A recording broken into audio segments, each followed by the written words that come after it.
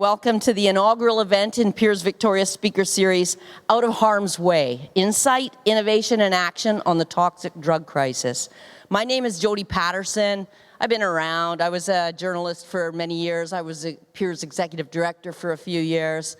I've worked here and there. I know many of the people in this room. It's great to see so many familiar faces. This is the first of 3 speaker events on the crisis, which was declared a provincial emergency more than 8 years ago now, but continues to kill 150 to 200 people every single month. Our educational series opens today with the history, context, and complexity of this issue. Today we're opening the series with a dialogue among 6 people who have spent years, in some cases decades, witnessing the impact of the toxic drug crisis in their personal and professional lives. They've been among the strongest voices in BC in advocating for meaningful change. But before we get started, I'd like to acknowledge this event is taking place in Lekwungen territories and invite Rachel Atleo of the Songhees Nation to share some words and Sean Bartleman of the Tsartlip Nation to share a song. I'd also like to thank and recognize Elder Gail Sam of Tsartlip Nation for being with us here today. As we move through the proceedings of the day, it's important to remember whose territories we are on and to consider how displacement from homelands and culture is interwoven through the opioid crisis. We're very grateful that Rachel, Sean, and Gail have agreed to join us today. Rachel and Sean, would you like to come up?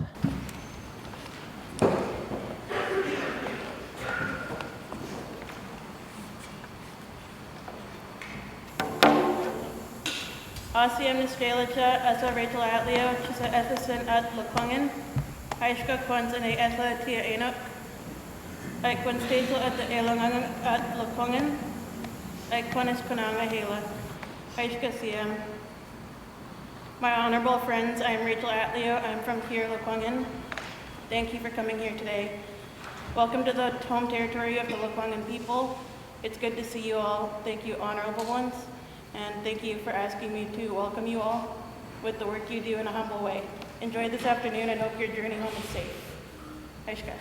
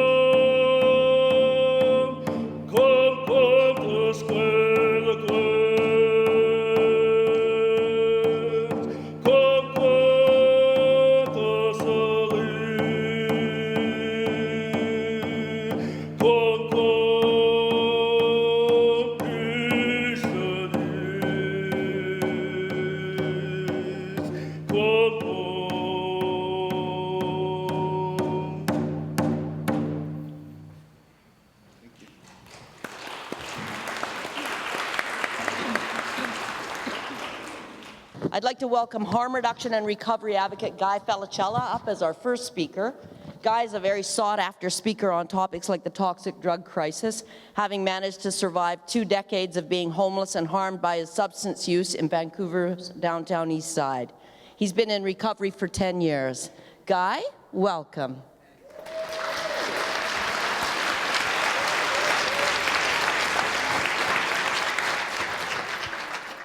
the sadness is in this crisis is that it impacts all walks of lives, our loved ones, family members, friends, neighbors. It's not something that you just see on Pandora or in the downtown east side of Vancouver. It's hidden behind closed doors. It's open on the street.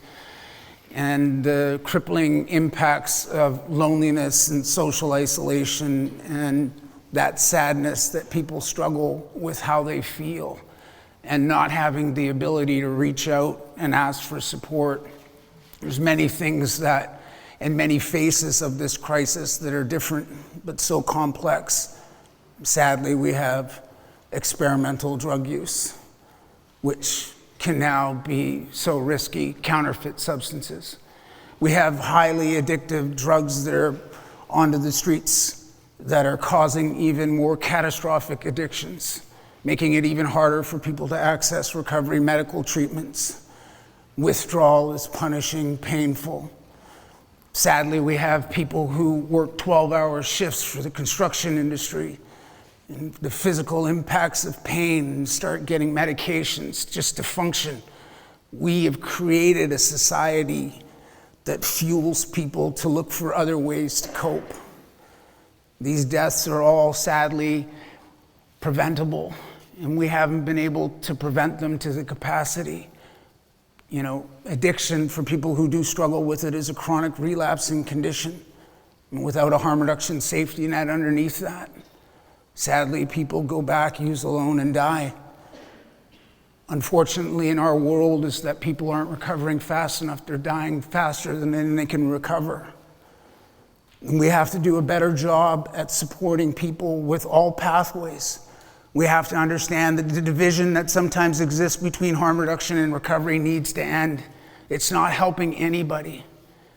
We have to be understanding as well as that with that chronic condition that people go back to using, that the supports are in place.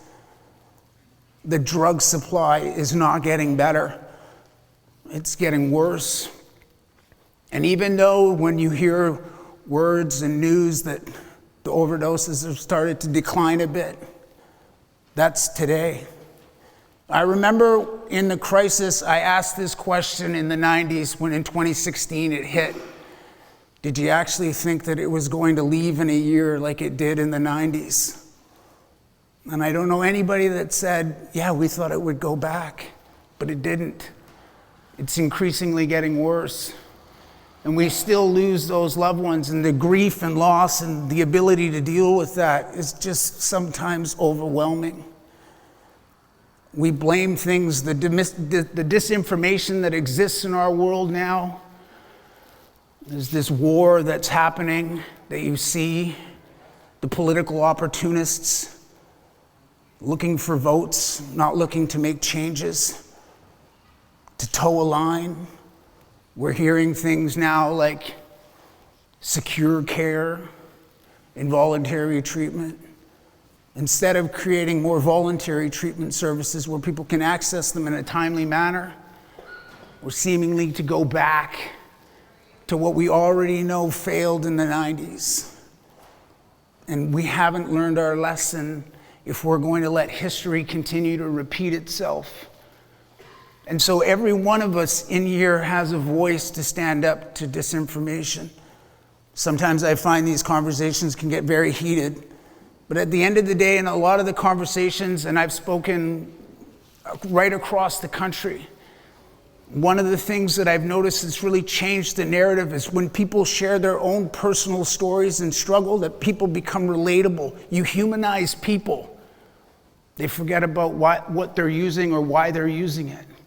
They understand the story behind the individual, and understanding the mechanisms of coping sometimes in our society is what are we doing that so many people are gravitating to using these substances, and what can society do better to change that? Because the reality is there's many factors: poverty, homelessness, trauma, foster care, unemployment, unaffordability. All those factors are leading people to try to survive instead of thrive. So we have to really call out our local governments, our municipalities, to actually create change. We're going to have to do a lot more than what we're doing. And, you know, I wish that I didn't talk to family members that lose their loved ones. Seeing people go through treatment and complete it. The majority of people who have died of a drug overdose in the province of British Columbia have gone through treatment.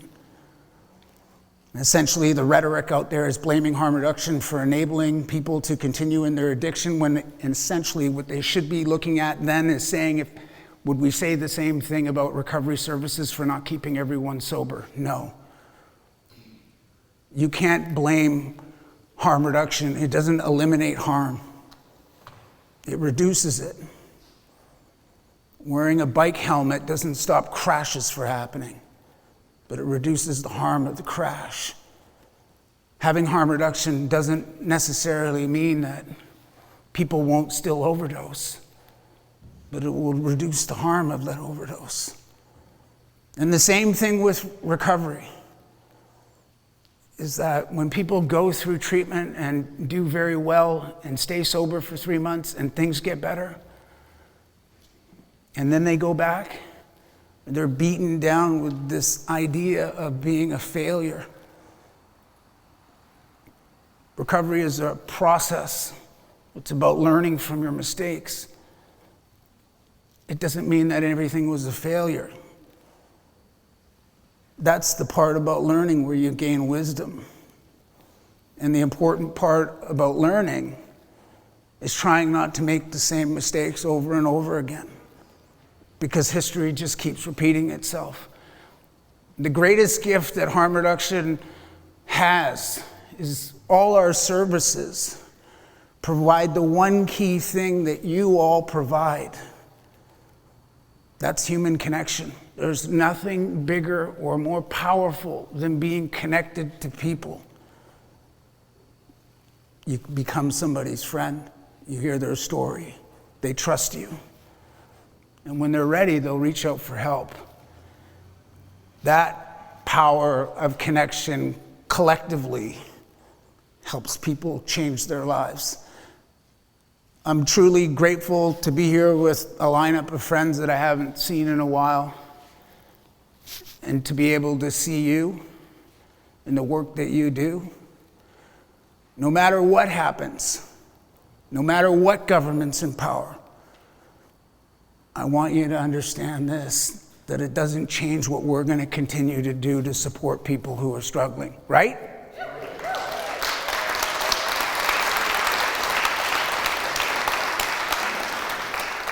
So remember that. And on your dark days when you're down and beaten and not feeling up to it, I want you to go and share that with somebody, because we don't talk about shit. And we need to start talking about it. You want to help others, you got to help yourself. If I'm not good, then I'm no good to anybody. I want to make sure that you guys take care of yourselves, because that is the most important thing, because the work you're going to do is going to be challenging, complicated. You might even get sworn at today. But I want you to know that no matter what, nobody meant it. It wasn't you. It was the frustration of the life, because these people are reaching out for help every freaking day and not getting it. And you just showed up. They didn't. You keep showing up. People are always going to remember how you made them feel. They'll never forget you one way or the other. So just remember, people care because you care. Thanks for listening.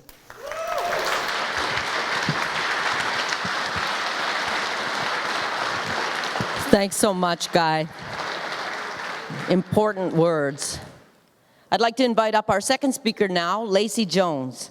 She's from the Snuneymuxw First Nation on her mother's side, and her work as director of Quang Quang Coastal Connections has earned her much recognition as an innovative and inspirational leader of Indigenous approaches in the toxic drug crisis. Lacey, welcome. Thank you.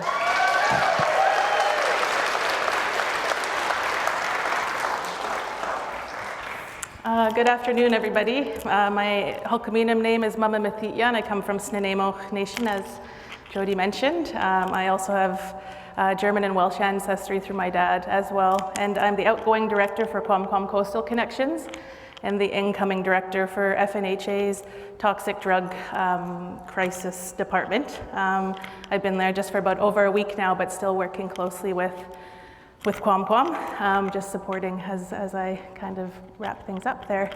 And I was asked just to come today to share a bit about, I guess, setting kind of a tone and talking a little bit about how we've gotten to the space that we're at with the opioid crisis, with the toxic drug crisis, but from an Indigenous lens. So we have to kind of, most of us in this room, you know, we're kind of inundated with information on social media and in the news about colonization, about residential schools, and all of the harms and the colonial violence that Indigenous peoples face every single day. But it's always important to kind of take it all the way back to the beginning.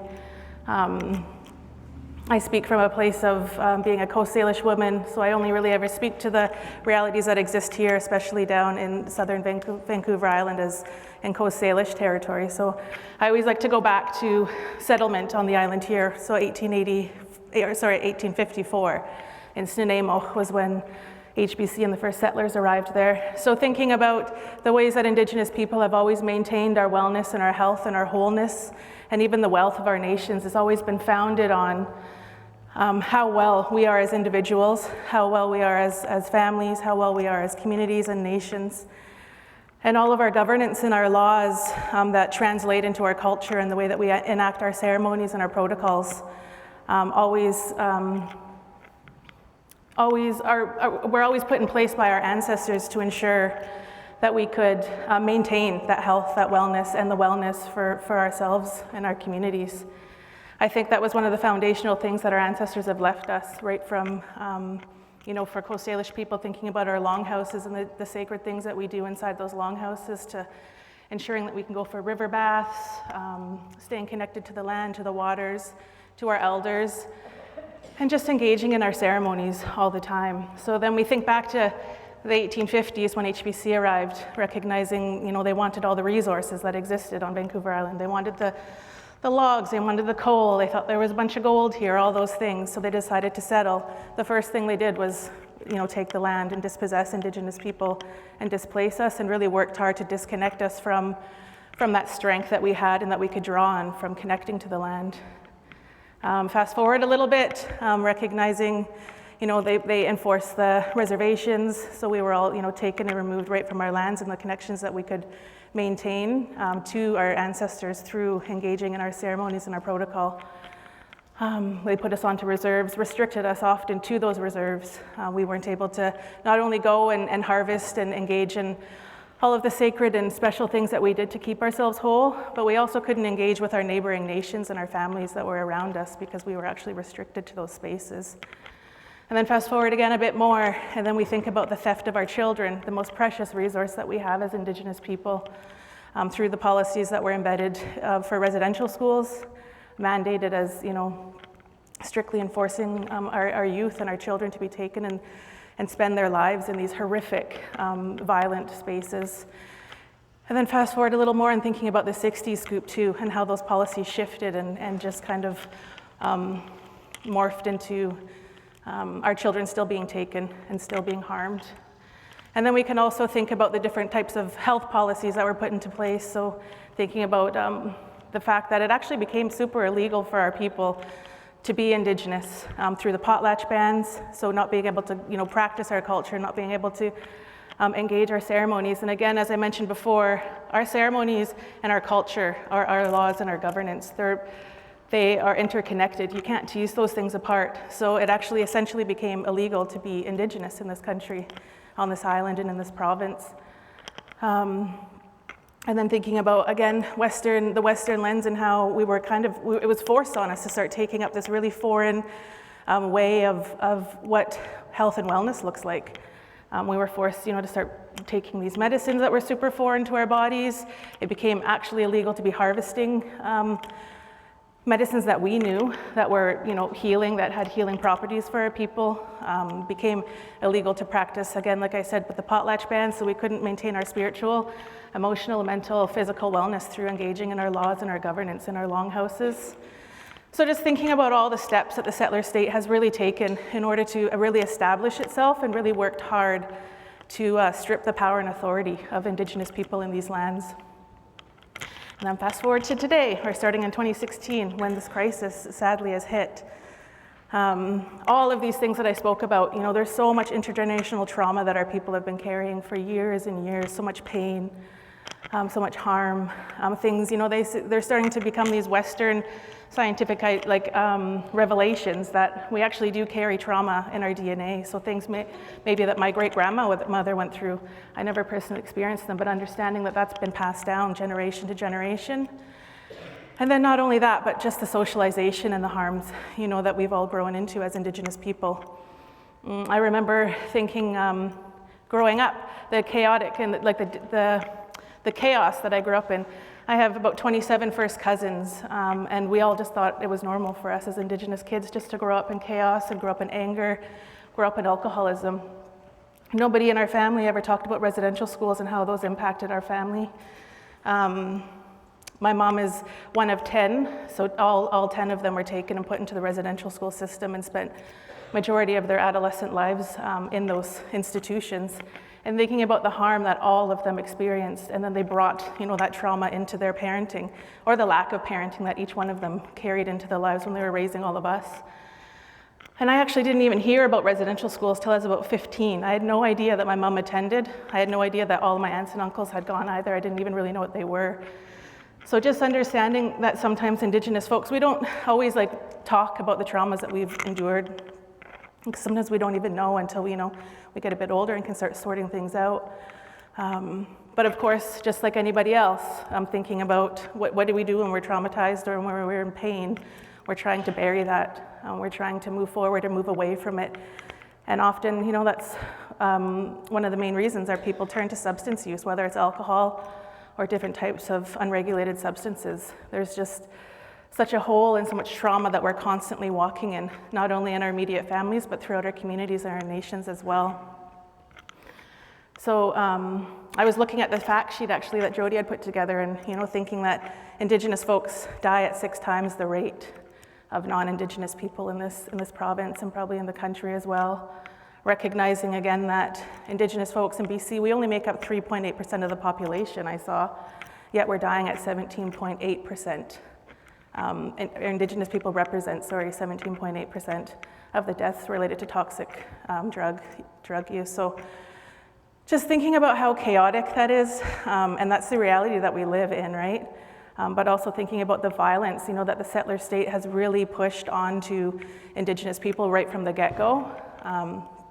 And here we are today, looking for help, looking for answers. And I think one of the biggest things that we as Indigenous people have always done is thinking about that resiliency that lies within us, is that we're turning to ourselves, we're turning, to our community to be able to pull through and to build those relationships and strengthen, the experiences that our relatives on the streets or those that are using substances are experiencing. And Guy talked about, the power of human connection. And that's something just embedded into Indigenous culture and laws, is just that relationality and that connection for us to always, be together, whether we're eating, we're drumming, we're sitting with elders, or we're just sitting there in silence. It's that power of being together and coming together and holding one another up. And I think about moving forward, and as we move through this toxic drug crisis, I think one of the most powerful things for Indigenous people right now is the way that we're coming together as Native people to try and pull our relatives forward and to support them. I think of the work that Quam has done. We're really grounded in providing Indigenous harm reduction, and a big foundation of that is connecting our relatives that have been disconnected and displaced from their culture, from their nations, from their families, from their language, from their governance, from their foods. The list goes on and on. And we're always working to pull people in to be able to have access to hearing drummers, to be able to be brushed off. We have Soph and John coming all the time to offer that medicine to the street community. And it goes beyond just being around the drum or just being brushed off with cedar. As Indigenous people, we know that that's medicine. We know that there is such a power that it's almost inexplicable. We can't explain the power that lies in the cedar or that lies in the drum or lies in those songs.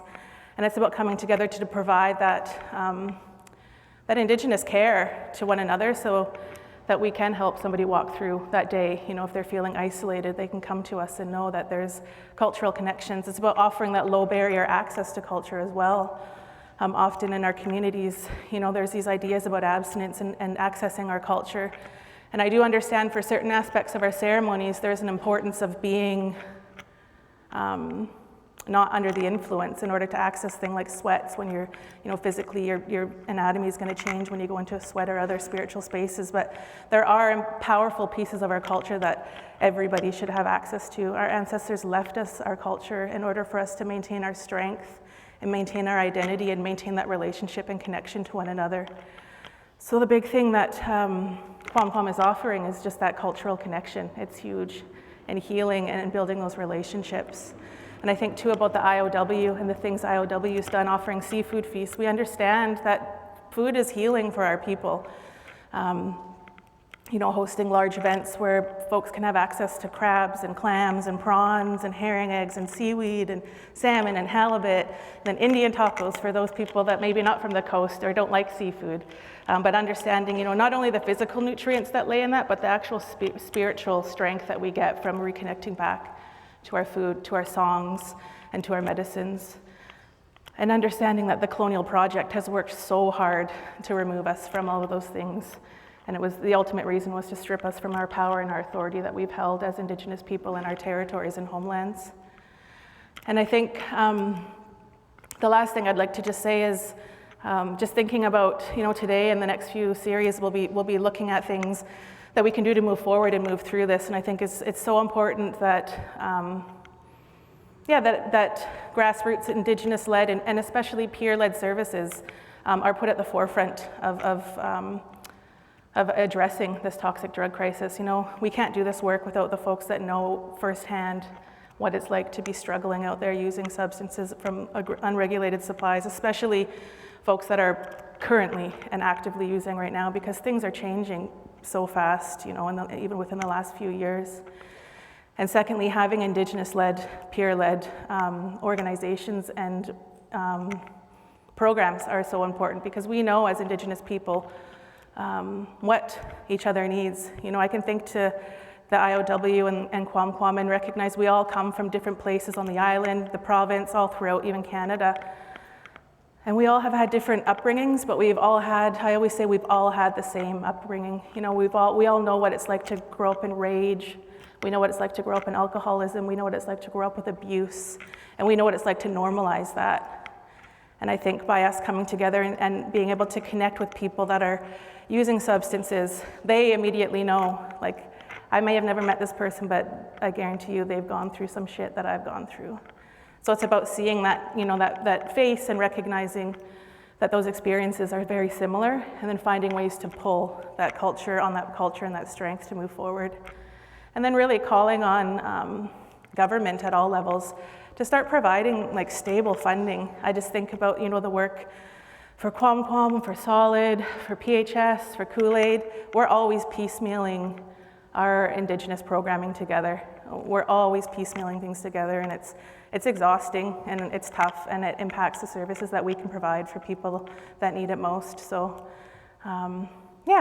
I just want to thank you all for coming today, and also just saying how honored I am to be here, to be invited with this panel today. I was a bit nervous, and like yesterday, last night, I'm like, I think I'm getting a sore throat. I don't think I can go, but here I am. So yeah, hi Chika.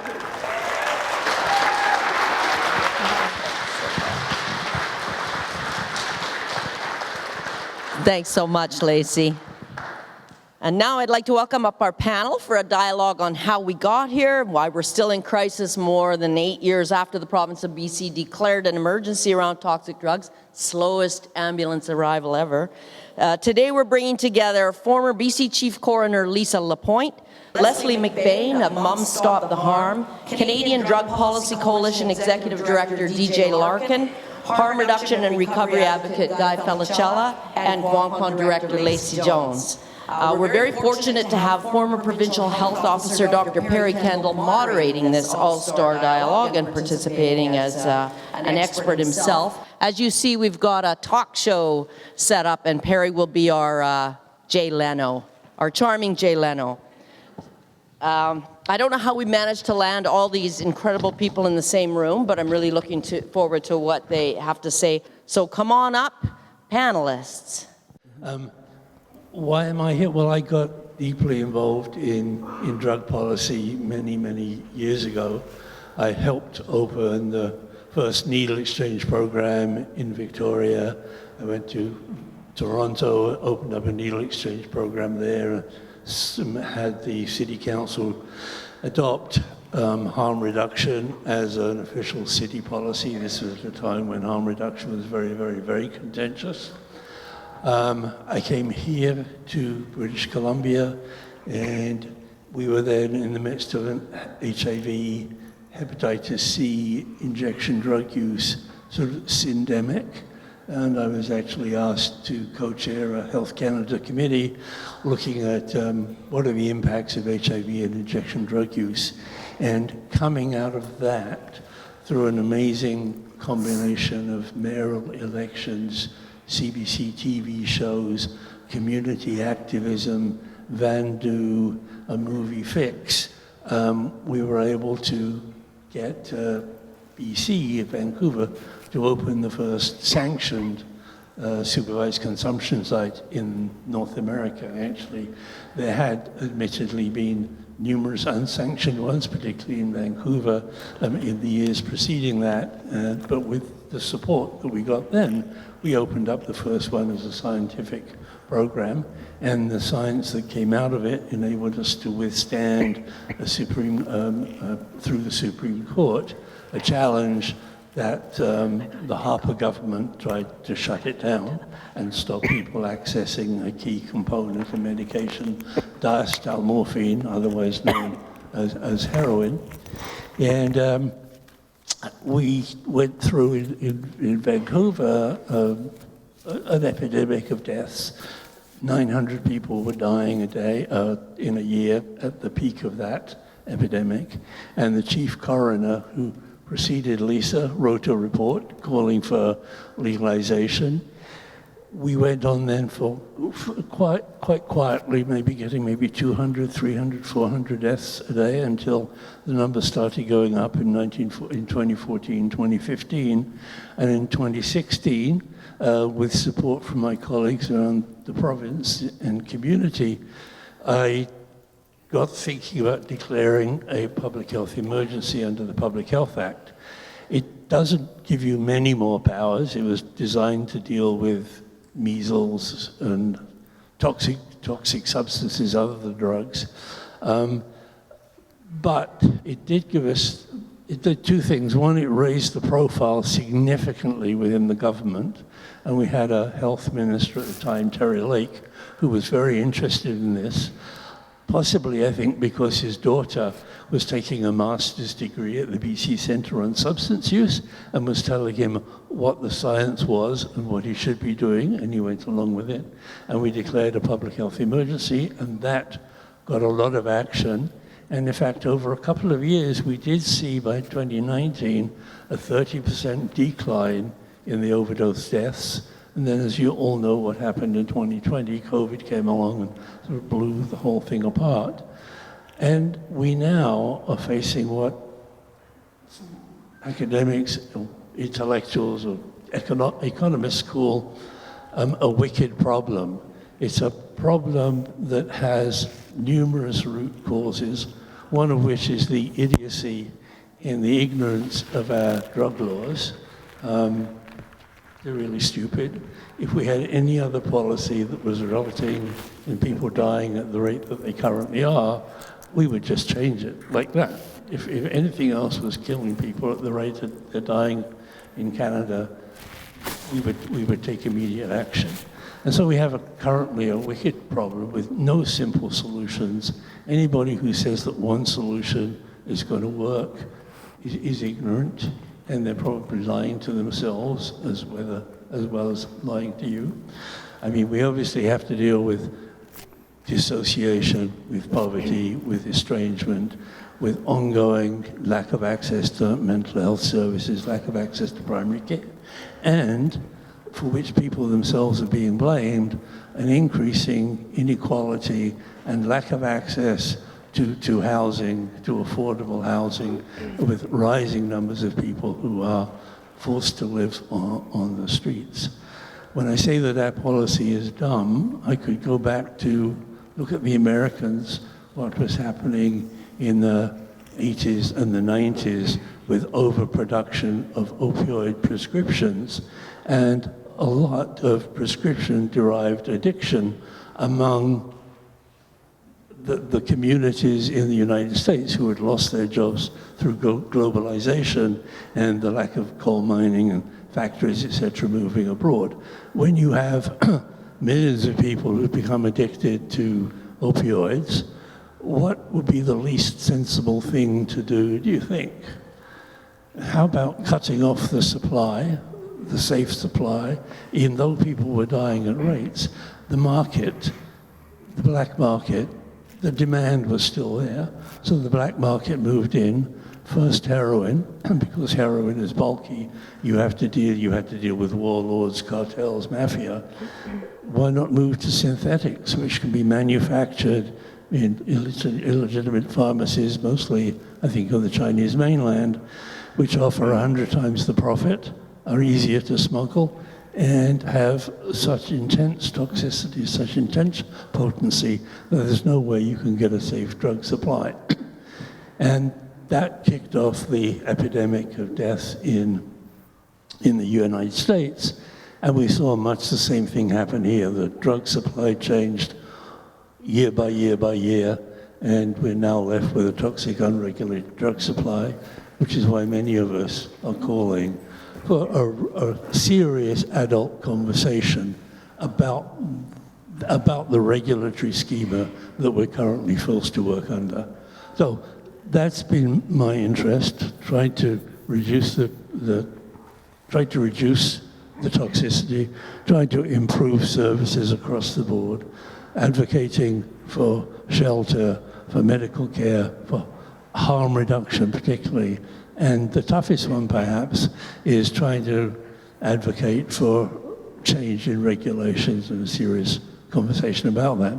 I kind of worry that at the moment we're at an inflection, having made progress somewhat over the years in terms of the policy and the programs.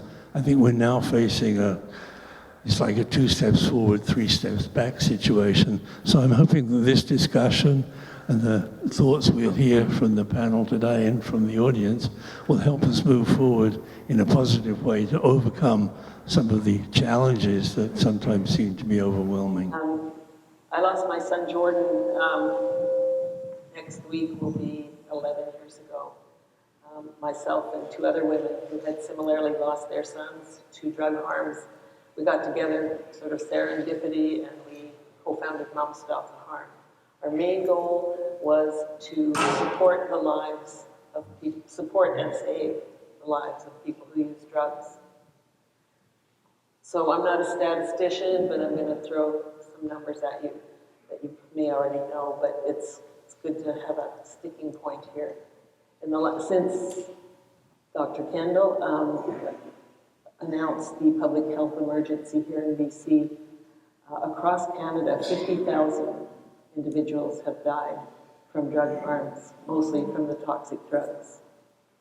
Now, if you assume that each one of those people has maybe 10 family members who are plunged into forever grief, that's 500,000 people across Canada who will grieve forever. If you then say, well, let's see, they had coworkers and perhaps spiritual community and friends and others, maybe that's another 10 people affected by a death. That's 1 million people in this country who are grieving the loss of these. You saw these pictures of these kids. I'm going to call them kids because they're all younger than me. And they're all gone. They're dead. They're gone. I mean, that's stunning. We don't know how much grief this country's in, or places around the globe, from the toxic drug crisis. Just last week, I ran into a woman on a trail. We were walking, and she is the mom of a very close friend of my son. When my son died at age 25, his friend Tyler was about 26, I think. And I didn't know this before, but she told me her son Tyler went into a deep depression. He did not take drugs, thankfully. He had to go into treatment, into therapy for a long time, and he did get over it and had to move out of the country. I mean, we just have no idea what the ramifications are of all these deaths. We are still trying to change drug policy to ones that support and save the lives of people who use drugs. We've never veered from that, but we also now have support groups, which I see some members here are within those groups, Healing Hearts, for people who have lost a loved one, and Holding Hope for those many people who still have their loved ones with them but struggling with substance use disorder. I'm not going to go on. I think Perry and everybody has said quite a bit of what needs to be said to give context to this incredible crisis. I would just say that I am disheartened by the movement to the right politically, which impacts us, as Perry said, 2 steps forward, 3 steps back. I think it's even worse than that. I feel like they're running back. We had solutions. Those solutions have been gutted. Some of them have not been followed. And here we are in really the worst public health crisis we've had, along with COVID. So thanks for having me here. I'm going to ask perhaps Lisa if you would like to say a few words next. Lisa, as you know, is our past chief coroner who worked very closely with me. Thanks, Perry.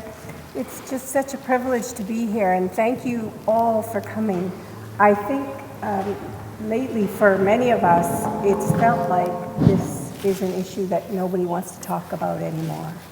And it's infuriating. I'll use that word. I find that infuriating when we see toxic drug poisoning as the leading cause of death in our province for people aged 10 to 59. How can this not be the most important priority for every council, every minister, every level of government in our country? And these deaths are preventable, and I think that's what makes us so frustrated. People do not have to die. We know some of the solutions that can be implemented to prevent the deaths. And, Guy talked about caring and connection, and harm reduction, of course, and treatment, of course. And there's a whole discussion we can have about treatment and the need to ensure that treatment is standardized and has regulation. And reporting on treatment outcomes. We can't put all of our eggs in one basket, so to speak. And safer supply, prescribed supply, my apologies, so that those who are struggling and who are not ready for treatment, or frankly cannot access treatment, because we know there are thousands of people in our province trying to access treatment and who cannot, then prescribed alternatives can keep them alive. It's the life jacket when they are drowning, and we need to have that too. So there are solutions, and as Leslie said, it's quite frightening now when we're seeing our leaders walking away from this crisis, trying to distance themselves from this crisis. And these are our family members, they're our friends, they're our community members, and they matter, and they should matter to everybody at every level of government, no matter where they are. And so I'm so grateful for Piers for organizing this event today, and for this wonderful, knowledgeable, and compassionate panel that is here, and for all of you for being here. Because what you show by your presence is that this does matter, and the people who are dying do matter, and the people who are at risk, tens of thousands of people in our province at risk every single day, and of course, hundreds of thousands across our country. And by your presence here and by your care and concern, we can make a difference. So thank you for being here. A few more words from your perspective, and then coming from a community who's particularly at risk. To elaborate some more on some important steps, are just really finding ways for Indigenous and peer-led models to really start surfacing and to start like drawing on that expertise, you know, of folks with the lived experience, but also folks with that knowledge related to Indigenous cultures, recognizing that Indigenous people disproportionately represent, you know, the deaths due to the crisis that we're in.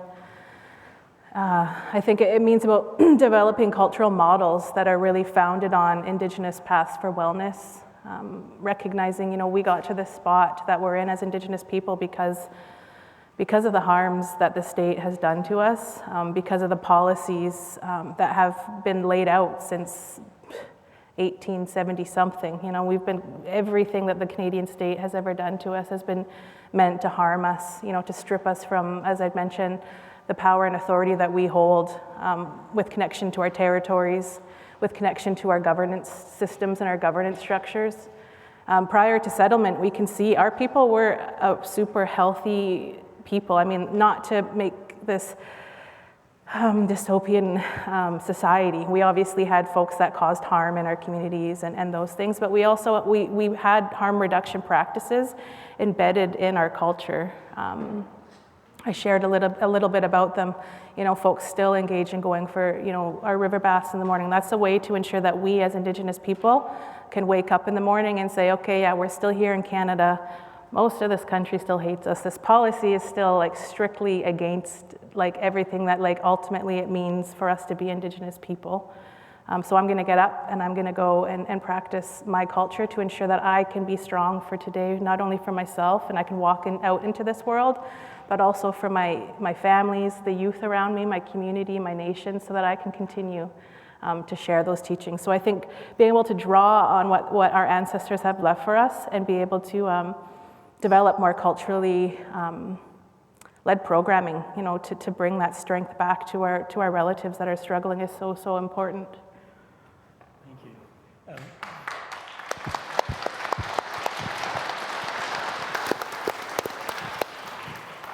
DJ, I know that your organization has conducted a cross-country series of engagements, and maybe that has given you some ideas as to how one could move forward on policy change or policy discussion. Can I Sure. hand that one over to you just to see? I can give that a whirl. I mean, I had a bunch of notes, and I'm not going to say any of them. So hopefully what I say makes sense. I think what I want to start with is this isn't inevitable, and we have to believe that it isn't forever. It's not inevitable. We have to believe it's not forever. At Canadian Drug Policy Coalition, the reason we focus on policy, we've got folks who are focused on community services and family supports and treatment and data and research. We are focused on policy because there is a legal and policy system that is causing harm. International law and Canadian law never got rid of drugs, but what it did was make a drug supply that changes every day. It made illegal markets that can cause violence in communities, that put thousands of people in jail, that, believe it or not, is causing deforestation in the Amazon basin and partly driving climate change. So that's why we focus on policy. And there's so many solutions around the table, but when you say wicked problem, it is a wicked problem because there are so many aspects to the harm that people are experiencing, but there's also pathways and solutions. So through Getting to Tomorrow, dialogues happened all across the country where we heard from people, but we consistently heard, we need housing that's accessible and safe. We need to know that there's going to be harm reduction in shelter and we're not going to be kicked out of shelters. Okay, so let's go work with the housing network folks and talk about this through a housing justice lens. We heard about policing. Okay, so what does that mean in terms of how we talk about decriminalization and what a intentional tragedy it was that when decriminalization was launched in this province, the resources were not put in to help the public understand it, and misinformation was allowed to prevail. We heard about the need to deal with the drug supply and to deal with it in a way that is equity focused. So it doesn't create sort of, let's make safer access for a few people, maybe through dispensaries or people who have access to healthcare, but then leaving others out to still be policed. We really need to think of it through the lens of who is most impacted, how do we center that experience, and how do we build forward? So yes, it's a wicked problem, but I'm gonna suggest there's a bigger wicked problem. We are navigating deadly politics. Misinformation is winning the day. Half-truths are winning. Why? I'm going to ask everyone in this room, do we agree? We are all here because we care, and we are holding that crystal of grief. We have fear, we want change, and we want to learn. So I'm going to suggest something. We live in an era right now where being right is more important than learning, and changing your mind feels like a risk, like you'll lose your friends and family.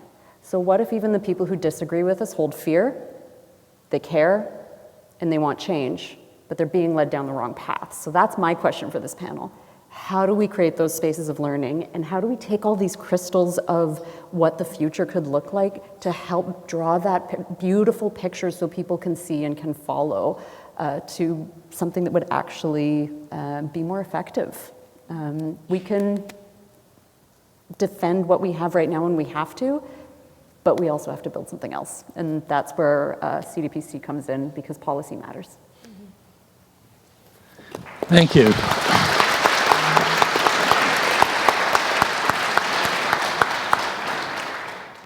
Guy, I suspect you're not the only person here with lived or living experience, but you're certainly the one who's willing to talk about it. Could you tell us a little bit more about perhaps the treatment experience and the expectations that just putting more treatment in place will fix the problem? Yeah, I mean, abstinence is really, it's not a real world solution in the sense that it's part of the solution, but it's not easy to achieve. And depending on where the individual is at, what their goals are, what they're looking for, it becomes so complex, because in order to access treatment, you have to be abstinent. And in the sense where that becomes too challenging for somebody that's been using substances to cope their whole life, to actually give something away. And one of the things that we're forgetting about is that we focus solely on the drugs and not the reason why the individual's using the drugs. And when you tap into the why behind it, and especially sexual abuse, verbal abuse, physical abuse, child and welfare, being made a ward of the court, the prison system, the punishment that's provided by institutions onto its people, it becomes very, very challenging. And if a person isn't ready to deal with trauma, or undiagnosed learning disabilities is another big one that I've discovered even in my own journey. I mean, I just thought I was stupid my whole life, and then I found out I had ADHD, and then it all made sense.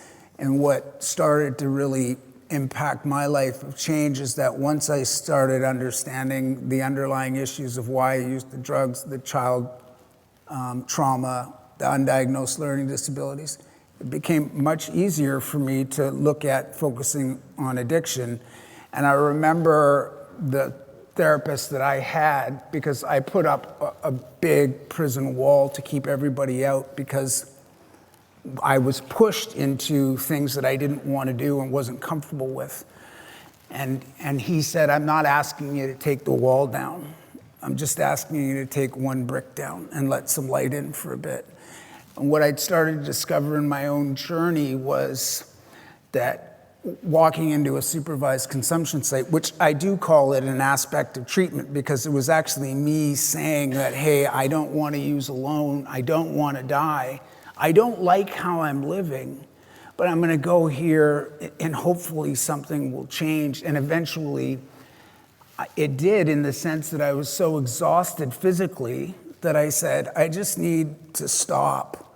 And I just need to stop today and figure something else out. And I would go upstairs to the detox upstairs.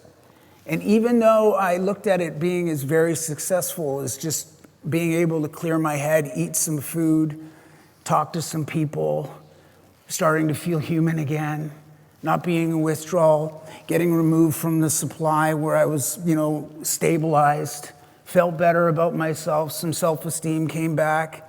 And that process had to be repeated over and over and over and over and over until I finally got to a point where I realized that my whole journey, the battle wasn't out there, it was the battle with myself, and that I was going to have to make significant steps of changing and getting help and asking for help. And I just chipped away at it, and I still chip away at it. I still go to therapy today. But it's been the journey of my success was, I've never gone into this thing saying that I'm going to stay off drugs for the rest of my life. I just tell people just focus on staying sober today. And it's turned into almost 12 years.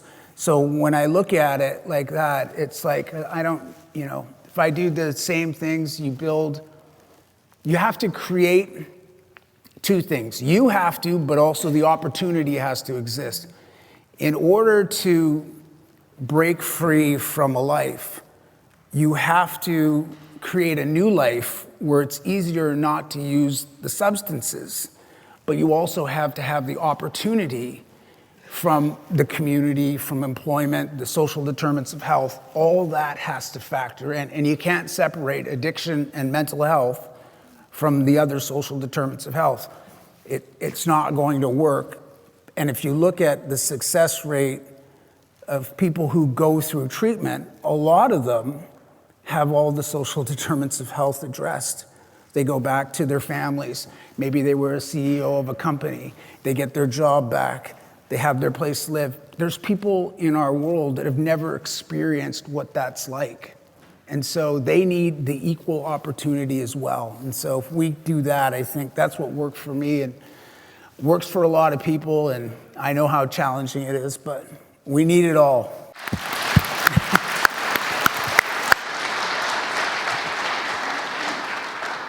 Thank you, Guy. So for people who are addicted or dependent and have lots of problems, then there is a treatment aspect. And we recognize that that's for a chronic relapsing disorder. The parallels with sort of adult onset type 2 diabetes, where diet and exercise are something that people have to struggle to do, is I think an apt kind of simile, if you like. But we also know that, from people who are dying, many of them would not have a medical diagnosis of opioid or other substance use disorder. And we also know that historically, for millennia, people have been trying to change their consciousness, the way they perceive things for social reasons, for religious reasons, to experience different things, to talk to another world, to be social. There's a strong argument that beer actually came before bread. I mean, the classic thing is that we became agriculturalists, we grew corn, and when the corn was enough, we would brew beer and have that. The other theory is no, we actually grew corn first so as we could drink beer and experience things differently and socialize, and if there was anything left over, we made bread.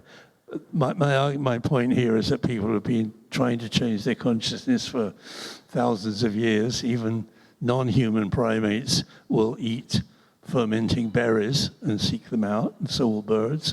So I just wonder, some suggestions as to how we look into that, how we take into account of the fact that occasional social or recreational use of controlled substances is frowned upon, but alcohol is not. Currently, alcohol is more available than it's been in 50 years, I would say. Tobacco we've dealt with. 20 years ago, people were talking about why don't we ban tobacco? The first thing that law enforcement said, are you crazy? With 6 million addicted people, we'll just have a black market that we can't control. How do we, I'd love to hear some ideas from the audience about how we actually start addressing the other part of what has become part of the tragic death toll. People who are occasionally using either for pain and overdosing or because they want to change the state of their consciousness. Would anybody like to have a crack at that? Leslie? What you say is true, and people, all of us, well, maybe all of us, most of us here, have occasion to have a drink, smoke some pot, to do whatever it is that makes us feel better. The reason people use substances, and here we're talking about drugs, and here we're actually talking about the toxic drugs, is for one reason. They want to feel better. There is nothing wrong with that. There should be no stigma attached to wanting to feel better. There should be no stigma attached to suffering from alcoholism or from any kinds of addiction. It is stigma at the bottom of this entire issue that we're talking about today. It's stigma. Why do we not have a prescribed alternative for people who have in substance use disorder or addicted? Why do we not have? We have cannabis in stores that's regulated. We have alcohol that is regulated, highly addictive, and causes actually more dollars worth of harm in our culture than the toxic drugs. But you don't, get a martini and die from it. So it's stigma at the bottom of why our politicians, our policymakers, the lawmakers have not gone the way we know they could go, which is and it's not a complicated thing. I mean, it is a complicated thing, but it's not an impossible thing to change laws, to change policy so that people who want to or need to use substances have those substances that are regulated and safer. If we didn't have this stigma, the politicians are playing to the public, not you. You're all here because you understand and you're warriors in my eyes. But we have the public, the greater public out there who thinks that drug use is bad, it's immoral, people, all the rhetoric that people have around drug use. And so the politicians play to that, and that's here we are. Here we are today with the toxic drug market that, as has been said, is growing more toxic every day, is more unpredictable every day, and we know the solutions. Treatment is one. We're hearing, I don't get into that, but we're hearing about involuntary care now. Well, wait, where's the voluntary care? Stop, just step back for a second. Let's get the voluntary care in place with the people, with the medical folks, with the therapeutic folks. We don't have that. So, we have to be critical thinkers, and thank you for letting me rant. I'll do it again.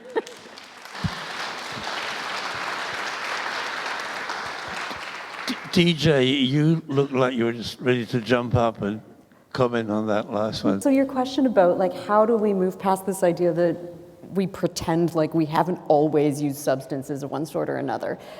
So first, I don't necessarily disagree with your premise, but I'm going to suggest that we do totally accept recreational drug use. What we don't accept is a couple of things.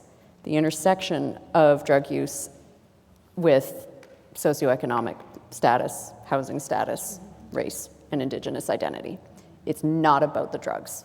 You can go back to 1700s in England, where if you were wealthy and you drank a lot, it was a private vice, and if you were unhoused and you drank alcohol, you were criminalized. So it's always been about that intersection of race and economic class.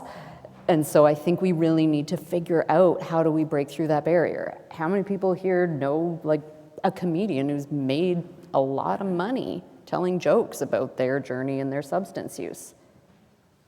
Rock stars. We do recognize it, but what people feel uncomfortable with is the notion that I feel like because I have housing, I shouldn't feel uncomfortable because someone else doesn't. And so I'm going to call it drug use. Or I'm going to try to find a way to make sure that that person is policed and gone. And so it's really about that intersection, and we saw that with decriminalization here. There was huge backlash at the same exact intersection of massive increases in homelessness, but we didn't talk about that. We just talked about public drug use. So I think there's something there that we have to look at, because there is broad acceptance of recreational drug use. It's all about your class and your race when it comes to it. So what do we need to do, and how do we need to thoughtfully to say people, I know we are struggling. I know we have people who don't have access to healthcare. I know our housing crisis is abhorrent. None of us want to see or feel this suffering. But how do we work together, with the Housing Justice Network, with health coalitions? How do we work to build that built messaging so that we're not accidentally being pitted against each other? I think that's part of the solution.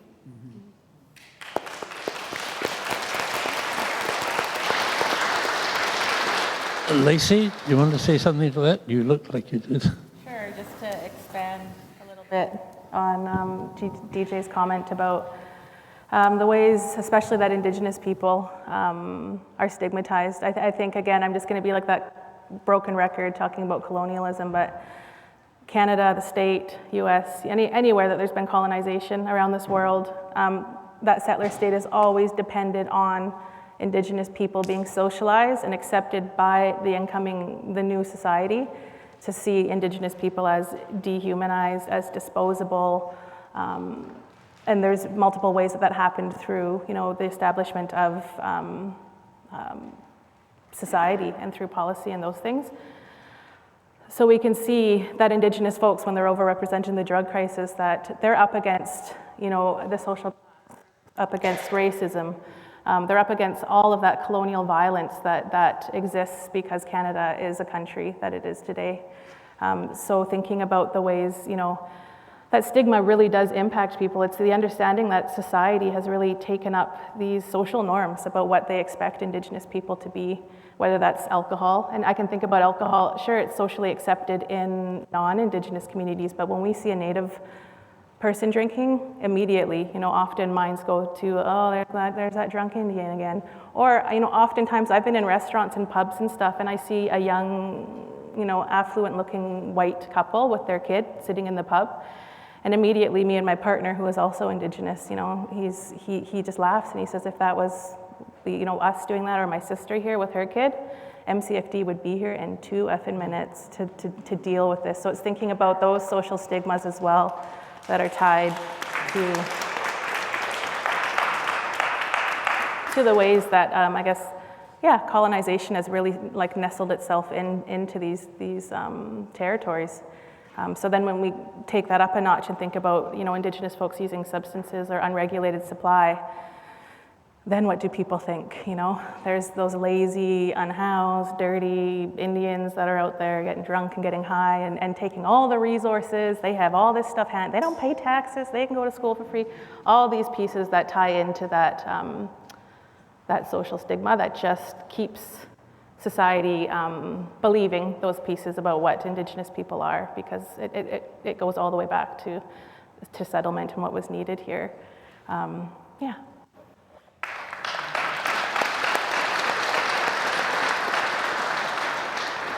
Is reconciliation and the move towards that making a difference in lives? I often think about reconciliation, and I feel like we've been in this era of reconciliation for decades.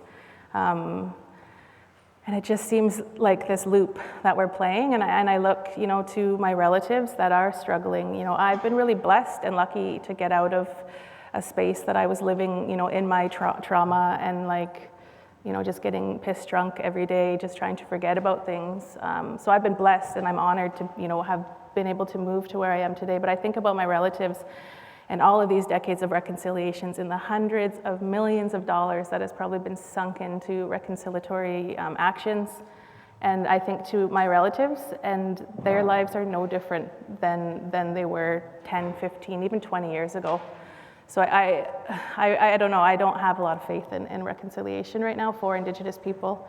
I think, again, there's just so much tied to unraveling that like social stigma, to actually having the government, the state, and I don't ever want to say the word acknowledge, because we as Indigenous people, we don't need the state to acknowledge our governance systems or our culture as valid, because it doesn't matter to us. We know inherently that that's where our strength comes from. We know that the power of our ancestors lies in our teachings. We don't need Canada to believe that, but we do need the validation of, in a sense, because that's where all the money is for our people. Like we know what we need to do to get better, but we have no resources in order to do so.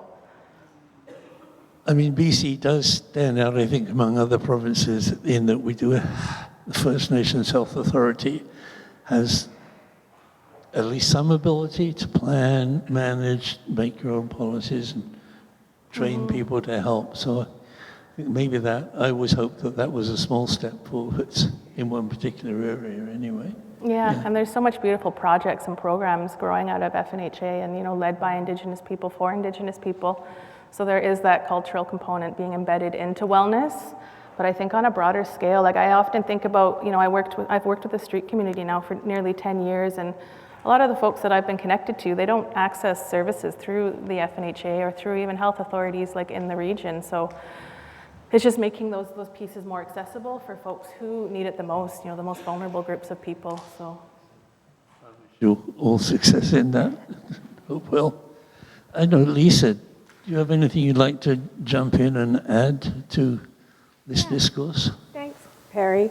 So we know that substances can cause harms. Certainly as a coroner, I went to scenes where somebody had died of acute alcohol poisoning. I went to scenes of death where somebody had died as a result of chronic alcohol use. I certainly went to scenes of death where people had died as a result of toxic street drugs and prescription drugs. I think we're all aware that substances can cause harms. We know that tobacco caused cancers for years and years, and now we have some worries about vaping and some of the health harms connected to that. And so I think what we're talking about is that prohibition does not make things safer, and that prohibiting the Controlled Drugs and Substances Act, which makes a number of substances unlawful, illegal, and then therefore criminalizes people who are found in possession of or selling those substances, they are criminalized. And so if they are already struggling with harm, we are now layering on lots and lots more harm. And so I think it's important, because there is that right-wing ideology, and I hate to use that term because it's kind of, I don't know if it's that helpful of a term, that if we just ban it, and if we ban it harder, and if we have more police and more arrests, that will solve the problem. Except we've been doing that for decades, and it's only made the problem worse, and that's what DJ's talking about. So we need to be, again, and I think everybody's mentioned this, have the thoughtfulness and the willingness and the courage to look at this wicked problem where we are losing 5 people now every day. And that is better than 6 people every day or 7 people every day, but it's not acceptable. It cannot be acceptable on any level. And say, what do we need to do to change it? And then we need that whole range of options that we were talking about. So decriminalizing, for sure. Criminalizing people who are struggling with a health issue or interpersonal challenges or some of the trauma that Guy talked about has not been effective. So decriminalize has to happen. But then the programs have to be there for people. We do need we need obviously healthcare. Who can access healthcare? Especially people who are really suffering. even harder. Mental health, access to mental health care, access to harm reduction programs, access to treatment on demand when people need it, humane treatment, humane care when you go into a hospital so people aren't stigmatized and made to feel ashamed, and their families are made to feel ashamed. All of those things need to change, and it will make a difference, but it takes courage, and it needs people like us and people like Guy who tell their stories, and people like Leslie, the moms who tell their stories, because stories really do make a difference. To say, we've even heard from our police partners. The Canadian Association of Chiefs of Police came out about 3 years ago. We cannot arrest our way out of this crisis. They've since backtracked a little bit on that because the political winds are blowing a different way. But decriminalizing has to be part of it. And then how do we support people to be healthy? And I'm not a fan of big substance use of any substances. I've seen far too many harms from all of them, whether it's tobacco or alcohol or prescription drugs, or all of those things can cause harms. But let's not make it worse with the current regime and the prohibition. People don't want to let go of the label. They don't want to let go of that 1980s label, this is your brain on drugs. And we need to ask why, and we need to help people let go of that label. Because politicians are making it popular to keep it going, and it's why prohibition harms. It's why even if you use recreationally, as soon as you become harmed, well, now you have to feel shamed. Now you shouldn't tell anybody. Right? It's that label. So I think the question for me, like, what would you say to our Premier, Dave, right now about, like, why are you so bought into this label? What do you think? What would you try to tell him or ask him? Oh, I think I'd take him aside and have a serious conversation. I mean, I understand what he thinks are the political risks of doing this, but the human risks of not proceeding with it, I mean, that must be hard to live with, I would think. But anyway. I would like to add to Lisa's recipe, as it were. We need to also look upstream. And we moms are, you know, as we're a little bit stuck now in trying to get better drug policies through, we've been talking to politicians for 10 years and not getting very far. But the upstream part of this is education of children. It's education of parents of children. It's education of children. It's education of counselors in schools and teachers to recognize, to understand, not be helicopter parents or anything like that, but to understand their children's emotional state. What's happening here? Do they need some support? Do they, you know, just what's happened? My kid had ADHD, also like guys, undiagnosed ADHD. This was a big problem for him. I didn't know. I knew nothing about addiction. I knew nothing about drug use. And now I know, you know, if I only knew then, etc. But we need to actually catch them.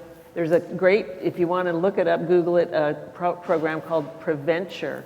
It's a Canadian-created, I'm not going to go into it, but it's for high schoolers, middle school to high school, for them to be able to understand who they are and what power they have and where their talents lie, and you know, connect them with themselves. It's a great program.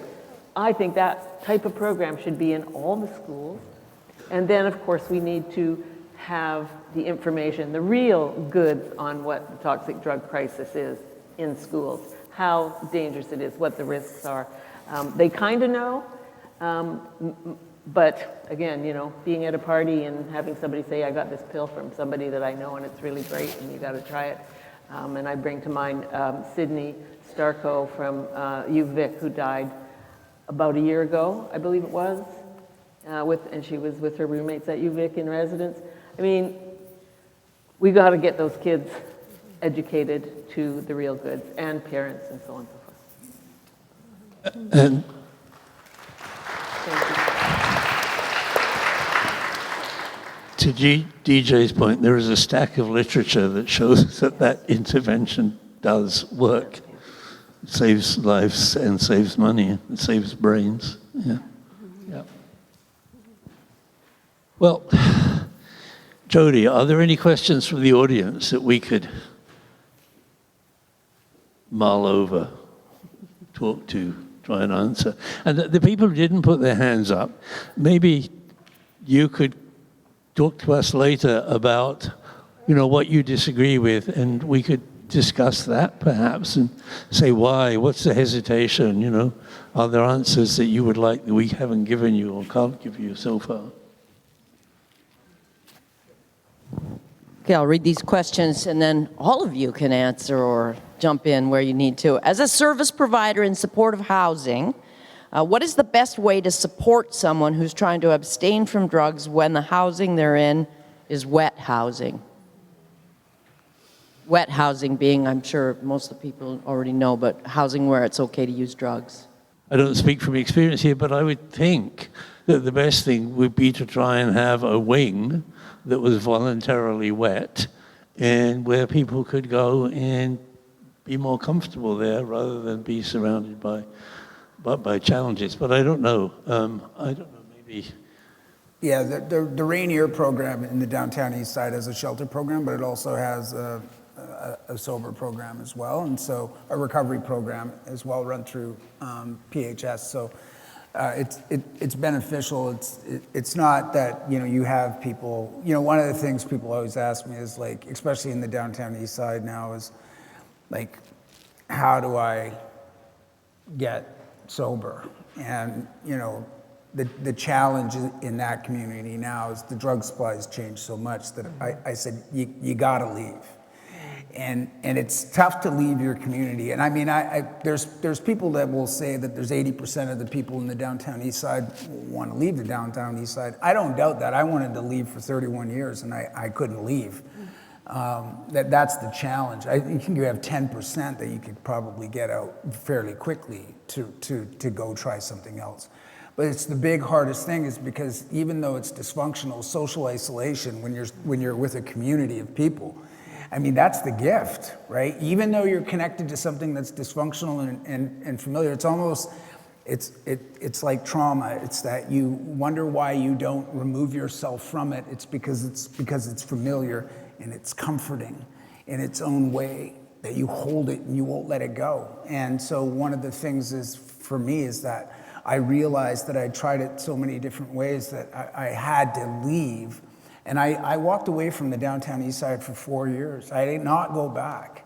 And I remember I even had drug users tell me that I needed to leave. So when you have a community of people saying, you're going to die, and you realize it, and you leave, the other thing that was vital is having the resources in the other community. If you don't have those resources, you'll go back to where you can access those resources.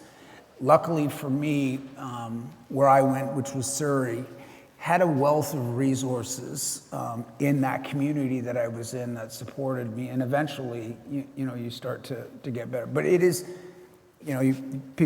I tell people, and I mean, I have a lot of dark humor, but I also try to laugh with people. It's like, you want to stop using drugs and stop hanging around people using them is probably a good step.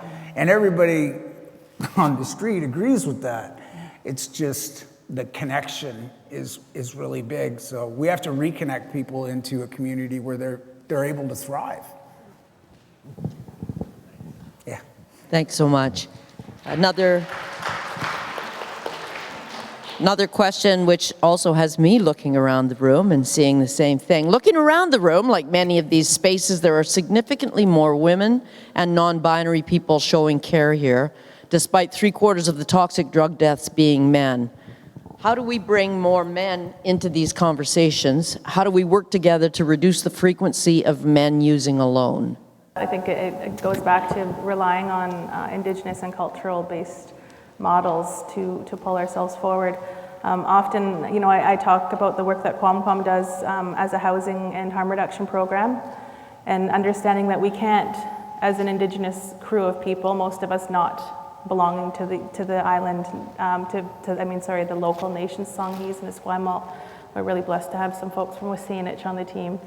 But we can't be doing this work of housing people on lands where the Songhees and Esquimalt nations and people from Wasanich are still being displaced and disconnected and struggling. You know, sometimes there's up to 10 people living in a house, and this house is super run down. So how do we, as a harm reduction team and a housing team, house people, Indigenous people that aren't from these territories, on lands where the folks that belong to these territories are having it almost just as rough as the people that we're working with? So I talk about how do we do good in one pocket of our Indigenous, group of our family, and be causing harm to the local people.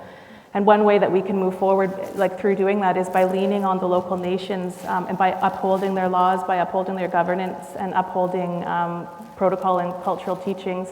And one of those foundational teachings is that we all work together as one. We come together with one goal, with one heart, with one mind. So working together, and in that sense, everybody has a role in what needs to be done. Everybody's coming together. So thinking about that, I think it brings like this equity into the conversation about pulling in both, men, women, non-binary. Everybody has a role, and it's the same in our Salish communities. We're all brought up. If you're brought up culturally, you're brought up with something that your family belongs to, that you're going to contribute to the community. And you grow and you know that that's going to be your role moving forward for the rest of your entire life. And the only way that you can ensure the wellness of your community is if you engage and take up that role and learn that role, whether that be a language speaker, whether that be a certain type of dancer, all these things. So we all have a role to play in our communities. We work together as one, and that means that everybody has a responsibility. It's not just women coming together. It's not just non-binary folks. It's everybody needs to maintain that responsibility to the goal in order to achieve it together for the wellness of our people and our nation. So taking that idea and transplanting it into the work that we're doing on a larger scale is really, I think, important. And in that way, too, we're not just benefiting everybody that's struggling with the toxic drug crisis. We're also, working to hold up the local nations in whose territories. We're not silencing them anymore. We're not oppressing them anymore. We're working to uphold them in a way that they've never experienced in this city, really. So it's a valuable way to pull everyone together. Thank you. I think that would work for non-Indigenous people too. Another question for all of you, and all of you have spoken about stigma, and you've certainly dealt with stigma in all your public roles, I'm sure. How do you break through to someone who is very resistant? Picture the person who was least likely to even hear you out. What are the technique? What are the words? What are the experience that breaks through to someone when they're sure that they know? I'll tell you, my father-in-law is heavy conservative, so I can't fault him for that. But one day this was years ago, he was watching the newscast and it had supervised consumption sites on it. And he made a comment saying that all these facilities do is allow people to stay addicted to drugs and eventually they die. And I was sitting there, he was holding my son, his grandson. And then I said, hey pal, you wouldn't be holding that grandson if that supervised consumption site didn't exist, because I wouldn't exist. And I'm serious, it hit him like a ton of bricks because he realized the ignorance of what he said. And he said, I've never thought about that. Guess what happened? I got him a tour of Insight. Darwin took him on a tour and chatted with him. Then guess what he starts doing? He starts, because he's very well connected, he starts getting a bunch of donations, bringing water downtown East Side, helping people on the street, and it changed his perspective. He's also a recovering alcoholic for 31 years. And so for him, it really kind of made a lot of sense. It's like, okay, they help people, I get it. And so ever since then, he's been an advocate. And sometimes I get conservative email because he'll be like, you talk to my son-in-law guy, and I'm like, oh my God. But it's good to have allies even on that side of the fence that change and be able to be in that whirlwind to change people. So, yeah. Our stories are the most powerful thing that we as Moms Stop the Harm, and moms who have been impacted, moms and dads, I should say too, I was going to speak on that, but our stories are what reduce stigma. Because when I sit in front of, or speak in front of a group of people who are not on my side about this, if I tell the story of my son, or if I tell the story of anybody's loved one who has died, that people can relate to, they start to see. And so our stories, I'll just leave it there, and as you would know, our stories are the most powerful tool that we have. And we can write, and we should write to our MLAs and our MPs, and go to city councils, and do all of those things, because all of those things are another little step forward towards solving the issue. Yeah, stories. I have an anecdote that bears that out in spades. Years ago, before Mums Stop the Harm, there was a group from Grief to Action in the 90s. And when we were trying to bring the Vancouver Police Department on site to support supervised consumption sites, we would go and we're talking to the chief of police, and we brought people from Grief to Action with us, so that when we said, this is the evidence before it, this is why it would work, and the police would say, well, we think you've got the evidence, but now isn't the right time. To have a parent stand up and say, you're absolutely right, it should have happened years ago, my son, my daughter would still be alive. It just stops the BS. Somebody in the panel wanting to jump in? Just on the question of stigma and stories and all of this, just to layer a little bit on top of it, all of this. And there's always going to be that one person who's like, but it's illegal. Oh, but it's illegal. And so I'm just going to say, I commend any of you to the chapter of the Project Inclusion Report that talks about stigma auditing, because it actually talks about how we take a label and we take stigma and we can create a law. We take that and then we add misinformation or misunderstanding, and then we add prejudice, and from there we create a law based on that first fundamental piece of stigma. So when someone says, thank you for your story, but it's illegal, you can take them through a process of, yeah, but that law shouldn't have been like that in the first place, and here's how we could change it. So just kind of layering that policy piece on top of it, because but it's illegal feels like it sticks with folks. Thank you all so much for that incredible conversation. We will be back for another fascinating presentation on the Substances Drug Checking Program and what's been learned about the makeup of the highly variable drugs in our illicit supply.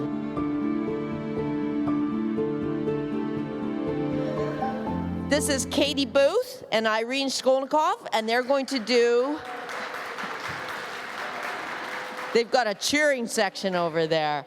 Their presentation is A Drug Checking Perspective, a look at the current state of the illicit opioid supply in British Columbia. Katie's the project coordinator at Substance, which is the drug checking program on Cook Street, and she's been with the team since 2023. She has a social work background, has worked in harm reduction for 14 years. She's passionate about social justice, collective ethics, and participating in interdisciplinary community-based research and responses that combat the ongoing harms of the war on drugs that impact the people who use them. Irene wears many hats at Substances, including frontline service on the mass spec. I don't even know what that is, but sounds cool. Research and provincial support. She's been with the project since 2021 with a background in biochemistry and neuropsychopharmacology. The work at Substance resonated with Irene because it's punk rock. It gives a direct and important application of her field to society, and it uplifts interdisciplinary research in the name of public welfare. So please welcome Katie and Irene and their presentation on what's in the drugs.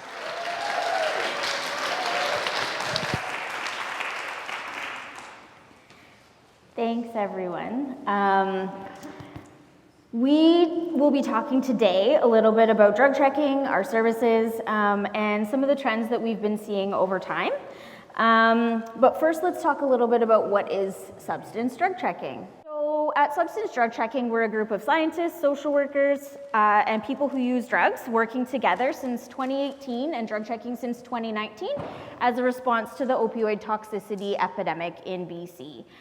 We employ gold standard technologies, and we deliver a free and confidential service that is accessible in multiple ways. So in person, by mail, through outreach, collaborative projects, or also through our distributed sites around the island.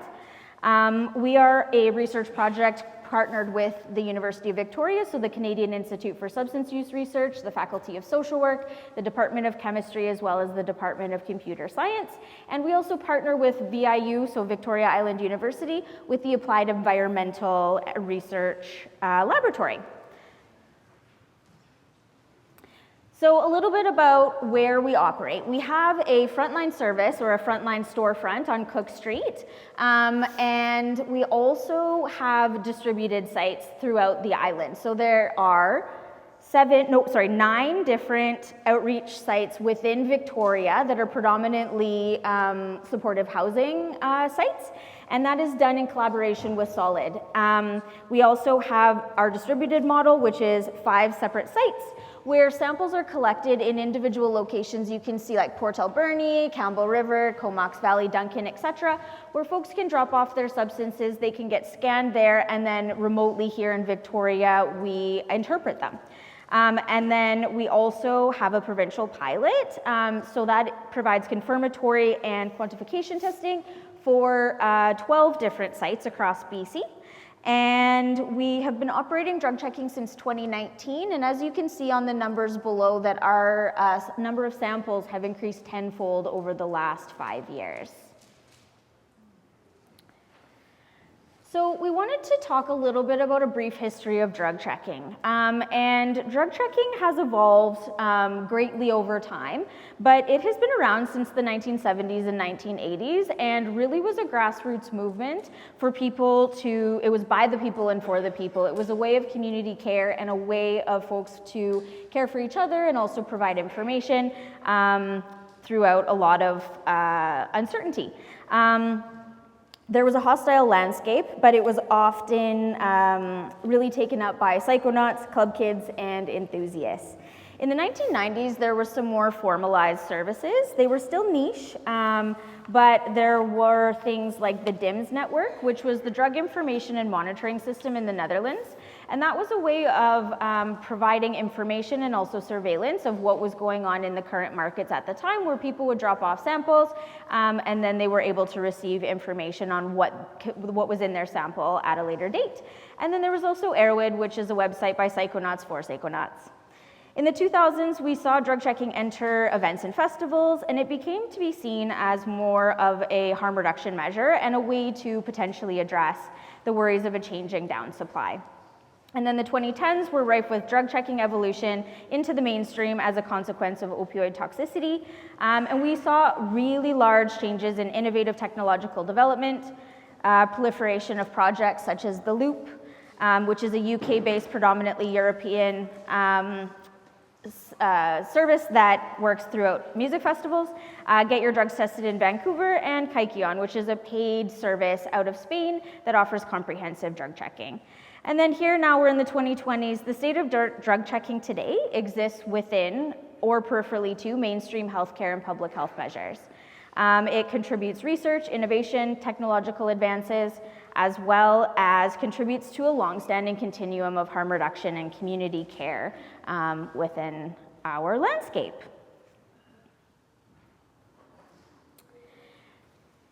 So these are not official eras, but this is kind of, Irene and I talked a lot about this when we were like, how do we break this down between some like really large shifts? And this is what we came up with, but this is not necessarily what you would see in like the specific literature. But we've definitely had so much evolution of down. So opium. The Google machine, when I was looking at that, said 5,000 BCE, but I would argue time immemorial, because how do we really know? Folks have been using substances for pleasure, for remedy, for multiple different purposes from the beginning of time. So it started with opium and then heroin, which was first introduced in 1894, and then predominantly the down samples were heroin until about 2012.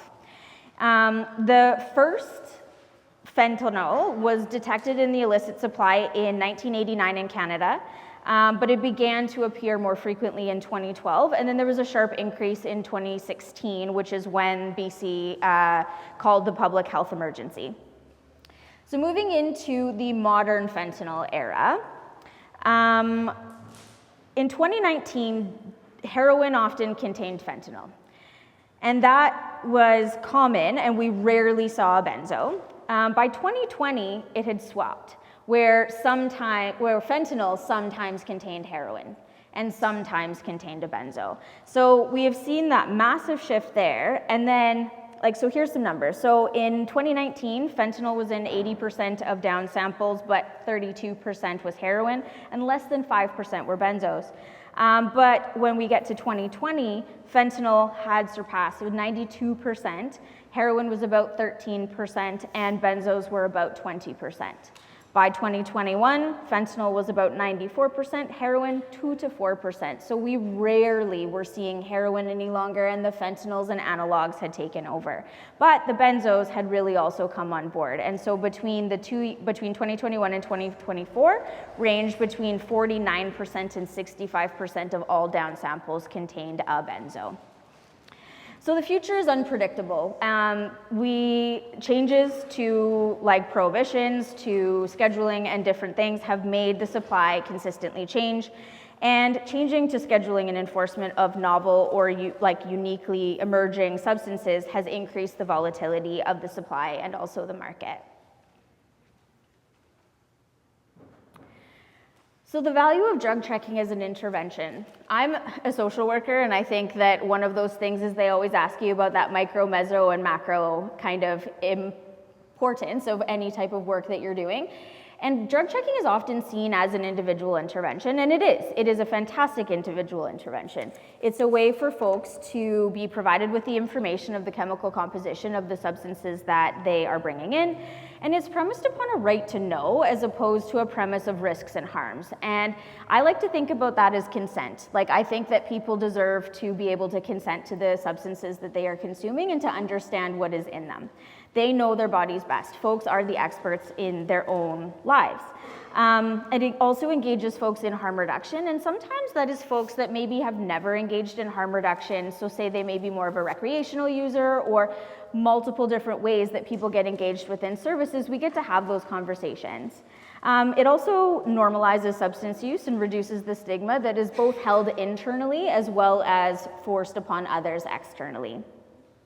From a community perspective, it contributes reporting and information for communities on region-specific trends. So we have multiple different distributed sites over the island. We know that not all down is the same in every single location, but having access to that, we are able to provide that information to the individuals that are coming in to see us, but we also provide community reporting so that folks are able to engage in the information in multiple ways, whether it's their sample or whether it's their community or whether it's something that they're interested in.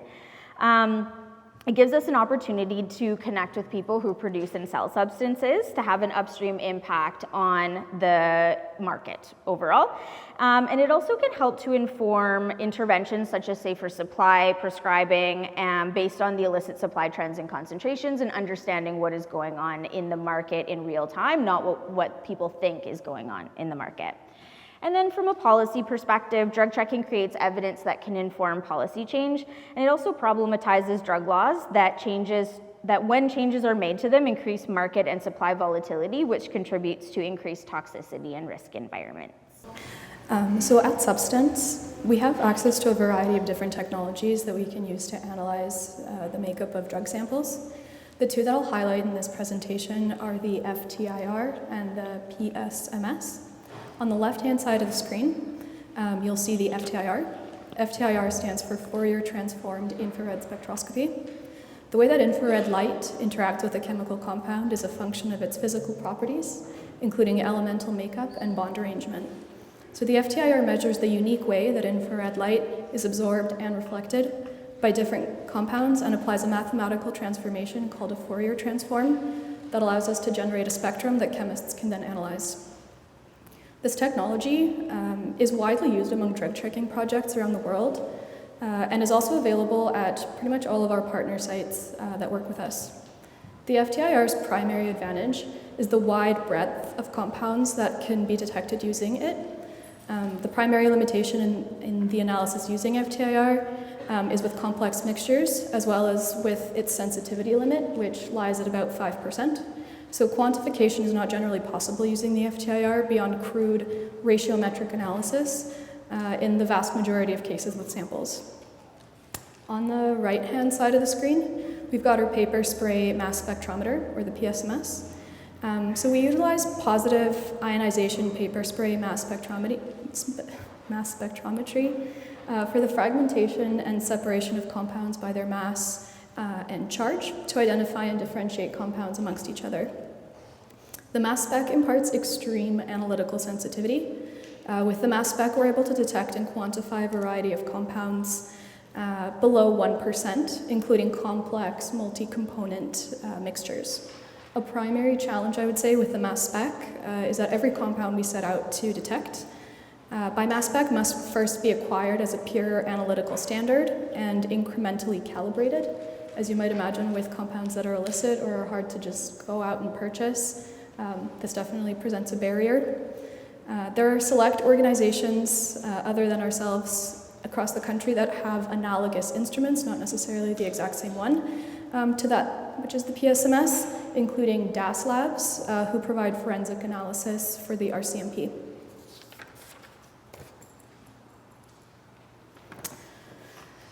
So here's a breakdown of all the samples our service received across all of our locations in 2024. You'll notice that opioid down, the category that is opioid down, makes up a significant proportion of the samples we receive, approximately 40%. If you're looking at the screen, that's the big dark blue section here. It's important to highlight that this graph specifically depicts the expected sample composition as disclosed to us by service users. This means that about 40% of the samples brought to us on purpose are expected to be by the consumer of the substance, a seller, or a proxy to be illicit opioids. In this case, the distinction between opioid down on the graph and the opioid other category is that opioid other refers to samples expected to be pharmaceutical opioids like Percocet, Dilaudid, etc. Conversely, opioid down samples are expected to contain compounds consistent with the current makeup of the illicit opioid supply. It is also quite interesting to point out here that only about 8% of the samples that we receive are complete mysteries to both us and the service user. That's to say that this sample might be found, it might have been gifted, it might be without label, but for the most part, we find that people have at least some concept of what's likely to be in their sample when they bring it to us for analysis. Before we get into the data and the drug trends, it's important that we consider and contextualize what even is the illicit opioid supply and what exactly is down. So down is a term used to refer to any compound expected to be of illicit composition, with compounds that are representative of the circulating supply of street opioids at the time. So right now, fentanyl would be considered down. Back in the 80s, heroin would have been considered down. All of those compounds are all down. Down also refers to all variations, analogs, and co-adulterants that might be consumed in a dose of the street supply. It's important to know that a sample or a dose of down is not generally ever just the active compound itself alone. In the vast majority of cases, down contains some active or a combination of active analogs, potentially some unexpected components added to the mixture to either modulate its effects or replace some other expected compounds. And finally, an inert or non-psychoactive compound, which might function to add bulk, to aid in handling and dosing, and may help the compounds to be more consumable by a specific route, for example, smoked versus injected. I've indicated a few relevant categories in the table on the screen. An analog for the purpose of our conversation here is a compound with a similar structure and generally function to another. Here I've outlined fentanyl, its relative potency compared to heroin, and morphine for anyone who wants a more clinical context. I've also done this for fluorofentanyl. an analog of fentanyl with similar overall effects, but considered to be more potent than fentanyl, about twice the relative potency. Similar information is also indicated for another prevalent analog at the moment, orthomethylfentanyl. And while carfentanil, as you'll see in the presentation, is not very common, and heroin is nearly extinct, I've gone ahead and shown them as analogs too, because they're pretty well known to people. They're often talked about in the media, and we often receive questions about them.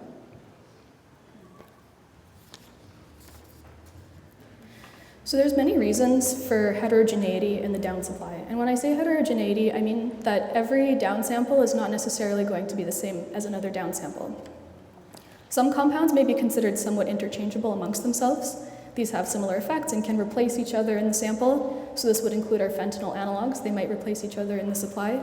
Some compounds in the supply are also added because they have synergistic effects to opioids and may potentiate or perpetuate the effects. We know that benzodiazepines, for example, perpetuate the effects of opioids. When consumed together, people reported giving their down something called legs. This is likely an experiential account of the sedative effects of long-acting benzodiazepines. As mentioned on the previous slide, cutting agents may vary depending on how people intend to consume their drugs, but also it depends somewhat on manufacturing, purchasing, legislation at the time, and personal preference. With that, I'd like to walk you through fentanyl analogs observed in the supply over the last few years. So what this figure shows is the proportion of opioid down samples received by substance at our site, which contained one of the listed compounds across time. So for example, if you draw your attention to the very beginning of 2021, at the top left corner of the graph, nearly 90% of the down supply then contained fentanyl. And roughly about 15% at that same time contained heroin. If we follow this way of looking at the data, we can see that over the years, the proportion of samples that contain fentanyl has actually diminished by about 10%, with the lowest year having actually been 2024 so far in our data. At the same time, though, you can see the prevalence of the fentanyl analog fluorofentanyl, the sort of more dark purple one, increasing quite dramatically since it first came across our radar in 2021. Finally, at the same time that fentanyl has been dipping down in the supply over the last year, we started to see the most recent common analog, orthomethylfentanyl, and that was in 2024. As you can see, in the samples we analyzed, heroin can be considered pretty much an endangered species. We detect it very rarely, and it's usually brought to us by enthusiasts who seek it out. Similarly, you'll notice that we don't see carfentanil very much. We've been detecting it in less than about 10% of the samples proportionally quite steadily since mid-2022.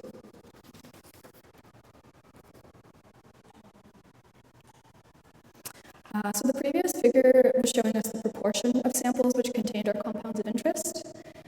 This figure, by contrast, shows the median quantified percentage of each compound in the down samples. So if we look, for example, to the beginning of 2021 again, we can see that samples that contained fentanyl at the time did so at a concentration of about 12% by weight. Fluorofentanyl was still not very common on the scene then, so we don't see it here. Was not very common on the scene still, so we don't see it here. And carfentanil at the time, and for the majority of the time since, as you'll notice, has been in and around about well below 1% in concentration among samples that contained it. So if we remember that carfentanil from previous slides is about 100 times the potency of fentanyl, it makes sense that it's generally present in very low concentrations in samples that contain it. We can see that the analog fluorofentanyl has hovered somewhere between 0 and 10% for the majority of the time that we've been seeing it, with a brief departure from that in late 2023, where it spiked up. The analog orthomethylfentanyl, our newest fentanyl analog that we've been seeing, has hovered around 5% concentration range for the time frame that we've been able to quantify it. Since having reached its peak median concentration in early 2024, fentanyl concentrations have been coming back down in the last year, and especially the last 6 months or so. The same is also true for our fluorofentanyl analog. We can also take a look at benzodiazepines in the down supply over the years. So what this figure illustrates is the proportion of down samples analyzed by substance which were found to contain the benzodiazepine compounds that we list on the screen. One thing you might notice right away is the scraggly purple curve that drops off around mid-2022. So at the time, etizolam, an illicit benzodiazepine with no known medical use in Canada, dominated the supply. At its height, etizolam was being detected by substance in about every second sample that we analyzed of down. You'll also see that since mid-2022, another benzodiazepine has taken over the supply, so the bluer curve to the right. I will call us, given this data, effectively in our bromazolam era right now. Tentatively, we believe bromazolam to be a little more potent, but with roughly similar duration to etizolam. At its highest in late 2023, we were detecting bromazolam in nearly 50% of our samples. And it has since been coming back down in prevalence, and we find it around 25 to 30% of down samples that we analyze in substance. We can also see the rise and fall of a few other benzodiazepines in the dotted lines, kind of down below, over the same time too. We see that flubramazepam, as well as fluelprazolam, were two benzodiazepines that saw their peak prevalence between 2022 and 2023. The most prevalent recent new benzodiazepine that we've been detecting is something called desalkylgidazepam. There really is not very much literature on it at this time, but it's thought to be relatively weak but long-acting as a benzodiazepine. So like with fentanyls, we can also observe the medium concentration of our benzodiazepines among samples that contained them across time. So you can see that our original benzodiazepine etizolam started out in the supply below 5%, but experienced quite a bit of growth and variation over time, with the highest median concentration briefly peaking at about 25% in the samples that contained it. So it's pretty significant if you think about the fact that the sample that you're holding onto is about a quarter not what you think it should be, and is actually another active compound. By comparison, we can see also here that our more recent benzodiazepine, bromazolam, has generally stayed pretty close to or below 5% in the samples which contained it over time. The lesser observed benzodiazepines like flubramazepam, fluelprazolam, and desalkylgidazepam present with less consistency in samples. It's pretty important to keep an eye on the evolution of benzodiazepines in the down supply because they experience a more dramatic turnover than fentanyl and its analogs. But it sticks around in the supply long enough to potentially influence people's tolerances to polypharmacy samples. The final group of compounds that we'll take a look at are the more recently emerged adulterants in the down supply. These include xylazine, medetomidine, and the nitazines. Here we see their prevalence in opioid down samples across time. So again, this is prevalence. This is what proportion of down samples we're finding them in, if at all. It's likely that you've probably heard or read about these compounds in popular media. They've certainly gained a lot of attention for their presence in the down supply, particularly further east in Canada and in Rust Belt American cities like Philadelphia. Xylazine, also known as Tranq, is a non-opioid and non-benzodiazepine veterinary anesthetic. In humans, its most analogous drug might be considered clonidine. Xylazine is particularly well known to clinicians and in the media for its capacity to cause necrotic skin lesions when injected. So you'll notice that xylazine is a little all over the place in the supply as we know it. Since its first detection, xylazine has generally been found in less than 15% of fentanyl samples with a sizable degree of variation. Medetomidine is a veterinary sedative compound similar to xylazine, but with an expected greater relative potency, although there are no human trials. We have only somewhat recently added it to our compound list and have been seeing it in less than about 2% of the down supply to date. The last category we see is a category of opioids called nitazines. These compounds are opioids, but they are unrelated to fentanyl and have received a great deal of media coverage since their rise. Since first having been detected by substance in late 2021, they've seen pretty spotty prevalence in our down supply, mostly being detected in fewer than 2% of samples to date. Different analogs of nitazines that we find in samples vary from half the relative potency of fentanyl to approximately 5 times the relative potency of fentanyl, with some reported compounds existing at 400 times the relative potency of fentanyl, although we've not detected those. So as with the other ones, and this is where I'll apologize because it gets a little hard to see because the TVs are a little small, but I'll do my best to walk you through the data. Basically, we can observe the concentration at which these adulterants have been detected in down samples. Xylazine in particular, and medetomidine as well, are the only compounds that we have currently, or really ever, detected with any consistency over time. So across the years, xylazine has seen some degree of variation, up to 20% at its peak in concentration in samples, but has somewhat consistently remained at a median concentration below 5% in down samples that contained it. Medetomidine has similarly been observed at a median concentration below 5% in samples that contained it since it was first quantified in 2024 by us. So the remaining compounds underneath it, as you'll see, are certainly of interest to us, but it's hard to comment on any trends in their prevalence and concentration given how sparsely we see them in the local down supply, but we do continue to monitor them. So here's a recap of the trends that we looked at over the last few slides, but we're scaling them to 2024 and 2023, so last year and the year before that. So between this past year and the year before that, fentanyl has seen a roughly 12.6% reduction in the proportion of samples we find it in, but at the same time, it's seen a 4% increase in its median concentration in the samples that do contain it. In other words, it's gotten a little less common, but a little bit stronger. The analog, fluorofentanyl, got significantly less common and just a little bit weaker than the year before that. Bromazolam seems to be slowly on its way down in proportion and ever so slightly increasing in concentration.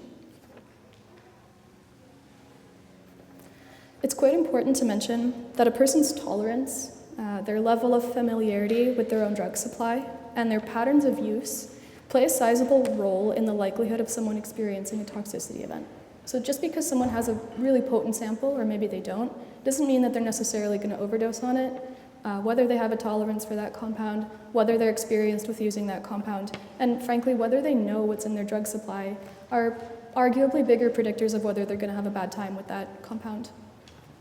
When considering opioid overdose, xylazine and benzodiazepines do not respond to naloxone because they are not opioids, and they do not share common pharmacology with opioids.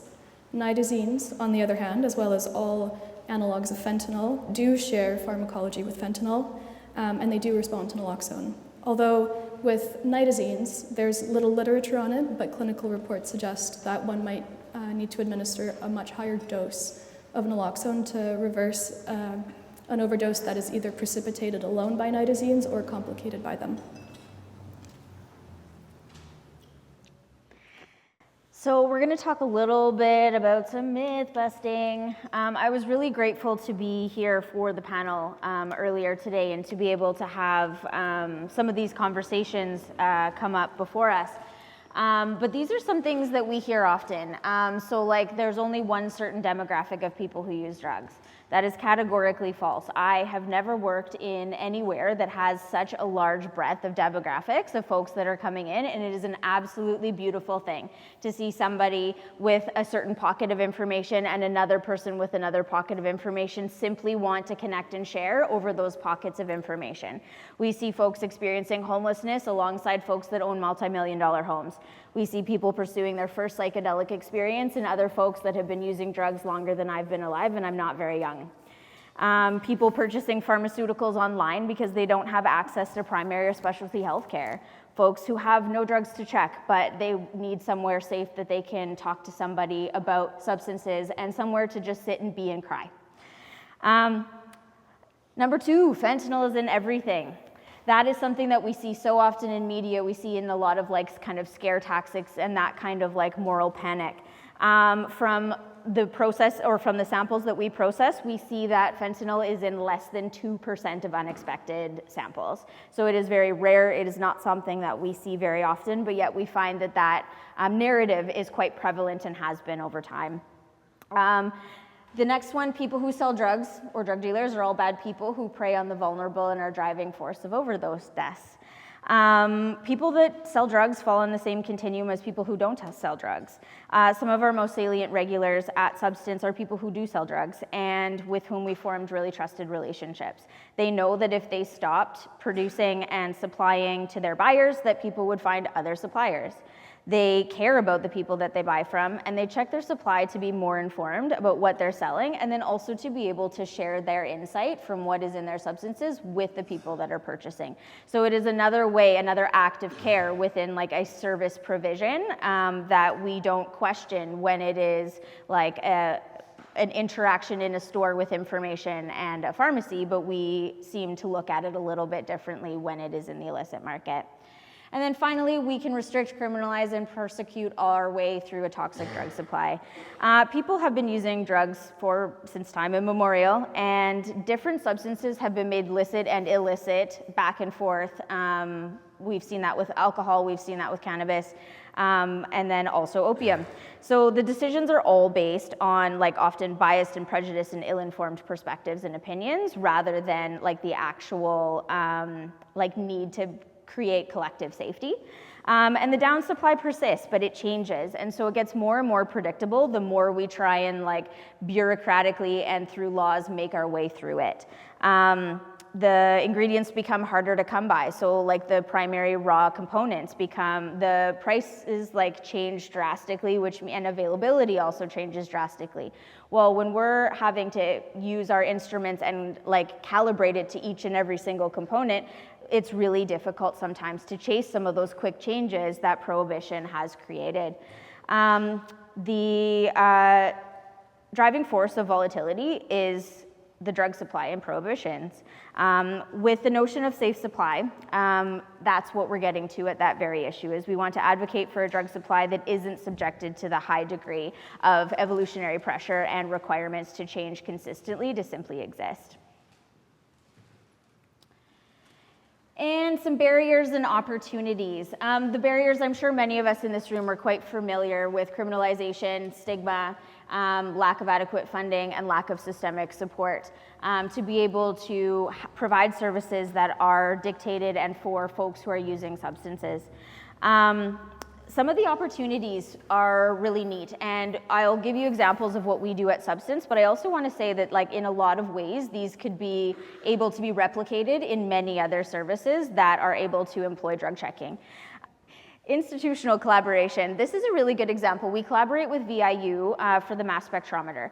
And so when Irene was talking about some of the substances are found at lower concentration levels, so like 2.5% or under that 5% threshold, that is an opportunity for us to be able to identify components within samples that are not necessarily able to be seen on an FTIR, which is the most common instrument that is used in drug checking across the province and even across the world. So we are looking constantly for additional innovation, and through collaboration with multiple different services and institutions, we're able to do that. Regional expansion, our distributed model is a really good example of how we can help have drug checking in more rural or other locations that don't necessarily have the infrastructure of a storefront. The communities of care. I think that the biggest thing I want to talk about there is that we don't gatekeep information. So sharing resources, both small and large, are ways that we can care for our community collectively. So the drug checking community has created a community of practice in both BC, Canada, and across the world, where information sharing and collaborative support can create community and can promote increased innovation and also understanding of what's going on in local context, because often there are waves where we can maybe not experience something here, but we can anticipate it coming because we're hearing about it happening in other places. And finally, drug checking is only one piece of a continuum of harm reduction. We are grateful to be able to share research, resources, and hearts with people who use substances and know that this is just one piece of a collective effort that we need to keep our community safer. Thank you. That's our storefront. Thank you so much to Katie and Irene. That was really interesting. I had no idea about any of that, so thank you very much for that. And many thanks to all of you for being here today, and to the many people from Peers Victoria who have been in the background of this event, ensuring it all runs smoothly. I'm going to hand the mic over to Peers Victoria Executive Director Lee Elliott to thank our cultural workers and introduce one last special guest before we close. Thanks, Jody. Thank you so much, everyone, for coming. And for those that don't know, Jody actually used to be the executive director of Peers as well, so we have quite the amount of support here in the building today. I just want to thank all the cultural workers who are here today, Rachel and Sean for opening us up, Gail for being our elder today, and as well Sophia and John in the back who are doing cedar brushing. If you haven't had a chance to be brushed off yet, they're wonderful and I highly recommend it.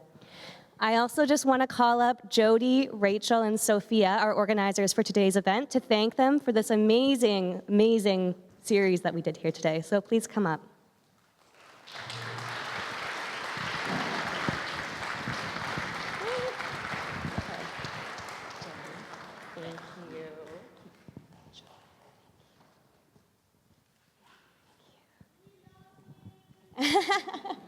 Thank you so much. This event was wonderful. We could give them another big round of applause.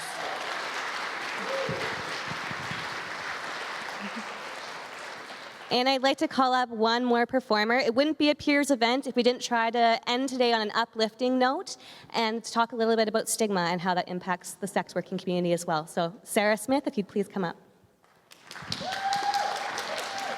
Thank you.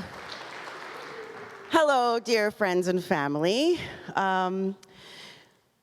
So stigma is real. It's closely linked to criminalization.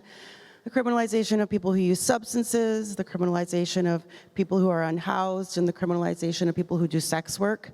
All our movements are interlinked and interwoven, and none of us is free until we're all free, of course. Peers has done such great work in destigmatizing sex work, and we continue to do that work around substance use and people experiencing homelessness. So with that in mind, I'm going to bring it back to stigma and sex work because we're keeping it sexy here. And for those of you who've heard this a million times before, I promise that I will write something new soon. So, bimbo. Okay. Here we go. Who you calling a bimbo? And instead of bimbo, you can put in like drug user or person experiencing homelessness. Who you calling a bimbo? Slut, hooker, whore, prostitute. Because I'm working in my birthday suit, living a life of ill repute. What is it you can't compute? For some of us, it is prostitute or destitute.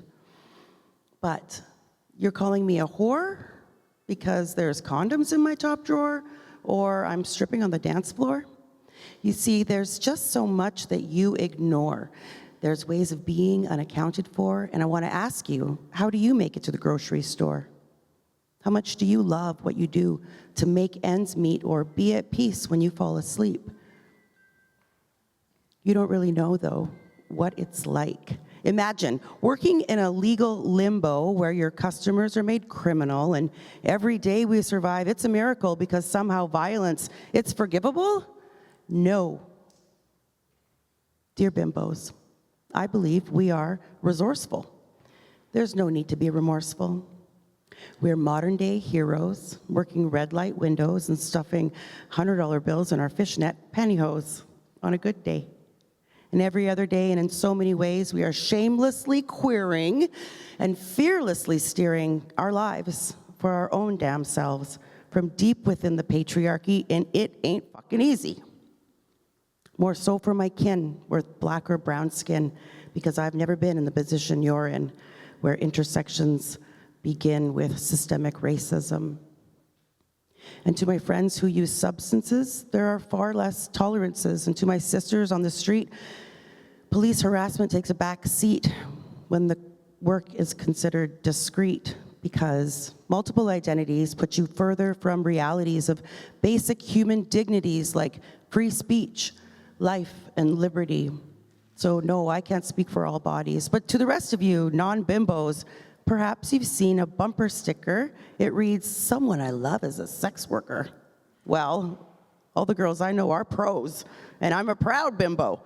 Smarter than you'd think we'd be. Together we be simultaneously devising and disguising, surmising and hypnotizing. Most importantly though, we are normalizing bodies, sex, touch and intimacy, and it's a truly beautiful thing. We are a secret army of working class asses infiltrating the masses because we are the working classes. Professional bimbos making earnings in uncertain legal limbos. We are skanks fattening piggy banks and investing with many gracious thanks to society's spank banks. Sluts, hookers, whores, and prostitutes, each fighting for and living our own truths in this humble and honest life pursuit, just like each and every one of you. Bimbo, what you've heard of me, it's true. I've been in more laps than a napkin, but I'm ruthlessly counting the paper that I'm stacking. Because you see, it enables me to take care of me, to fight for my community, to speak out on the fight for sex workers and drug users' human rights, and to cultivate compassion and live out my life with activism and passion. Thank you, friends.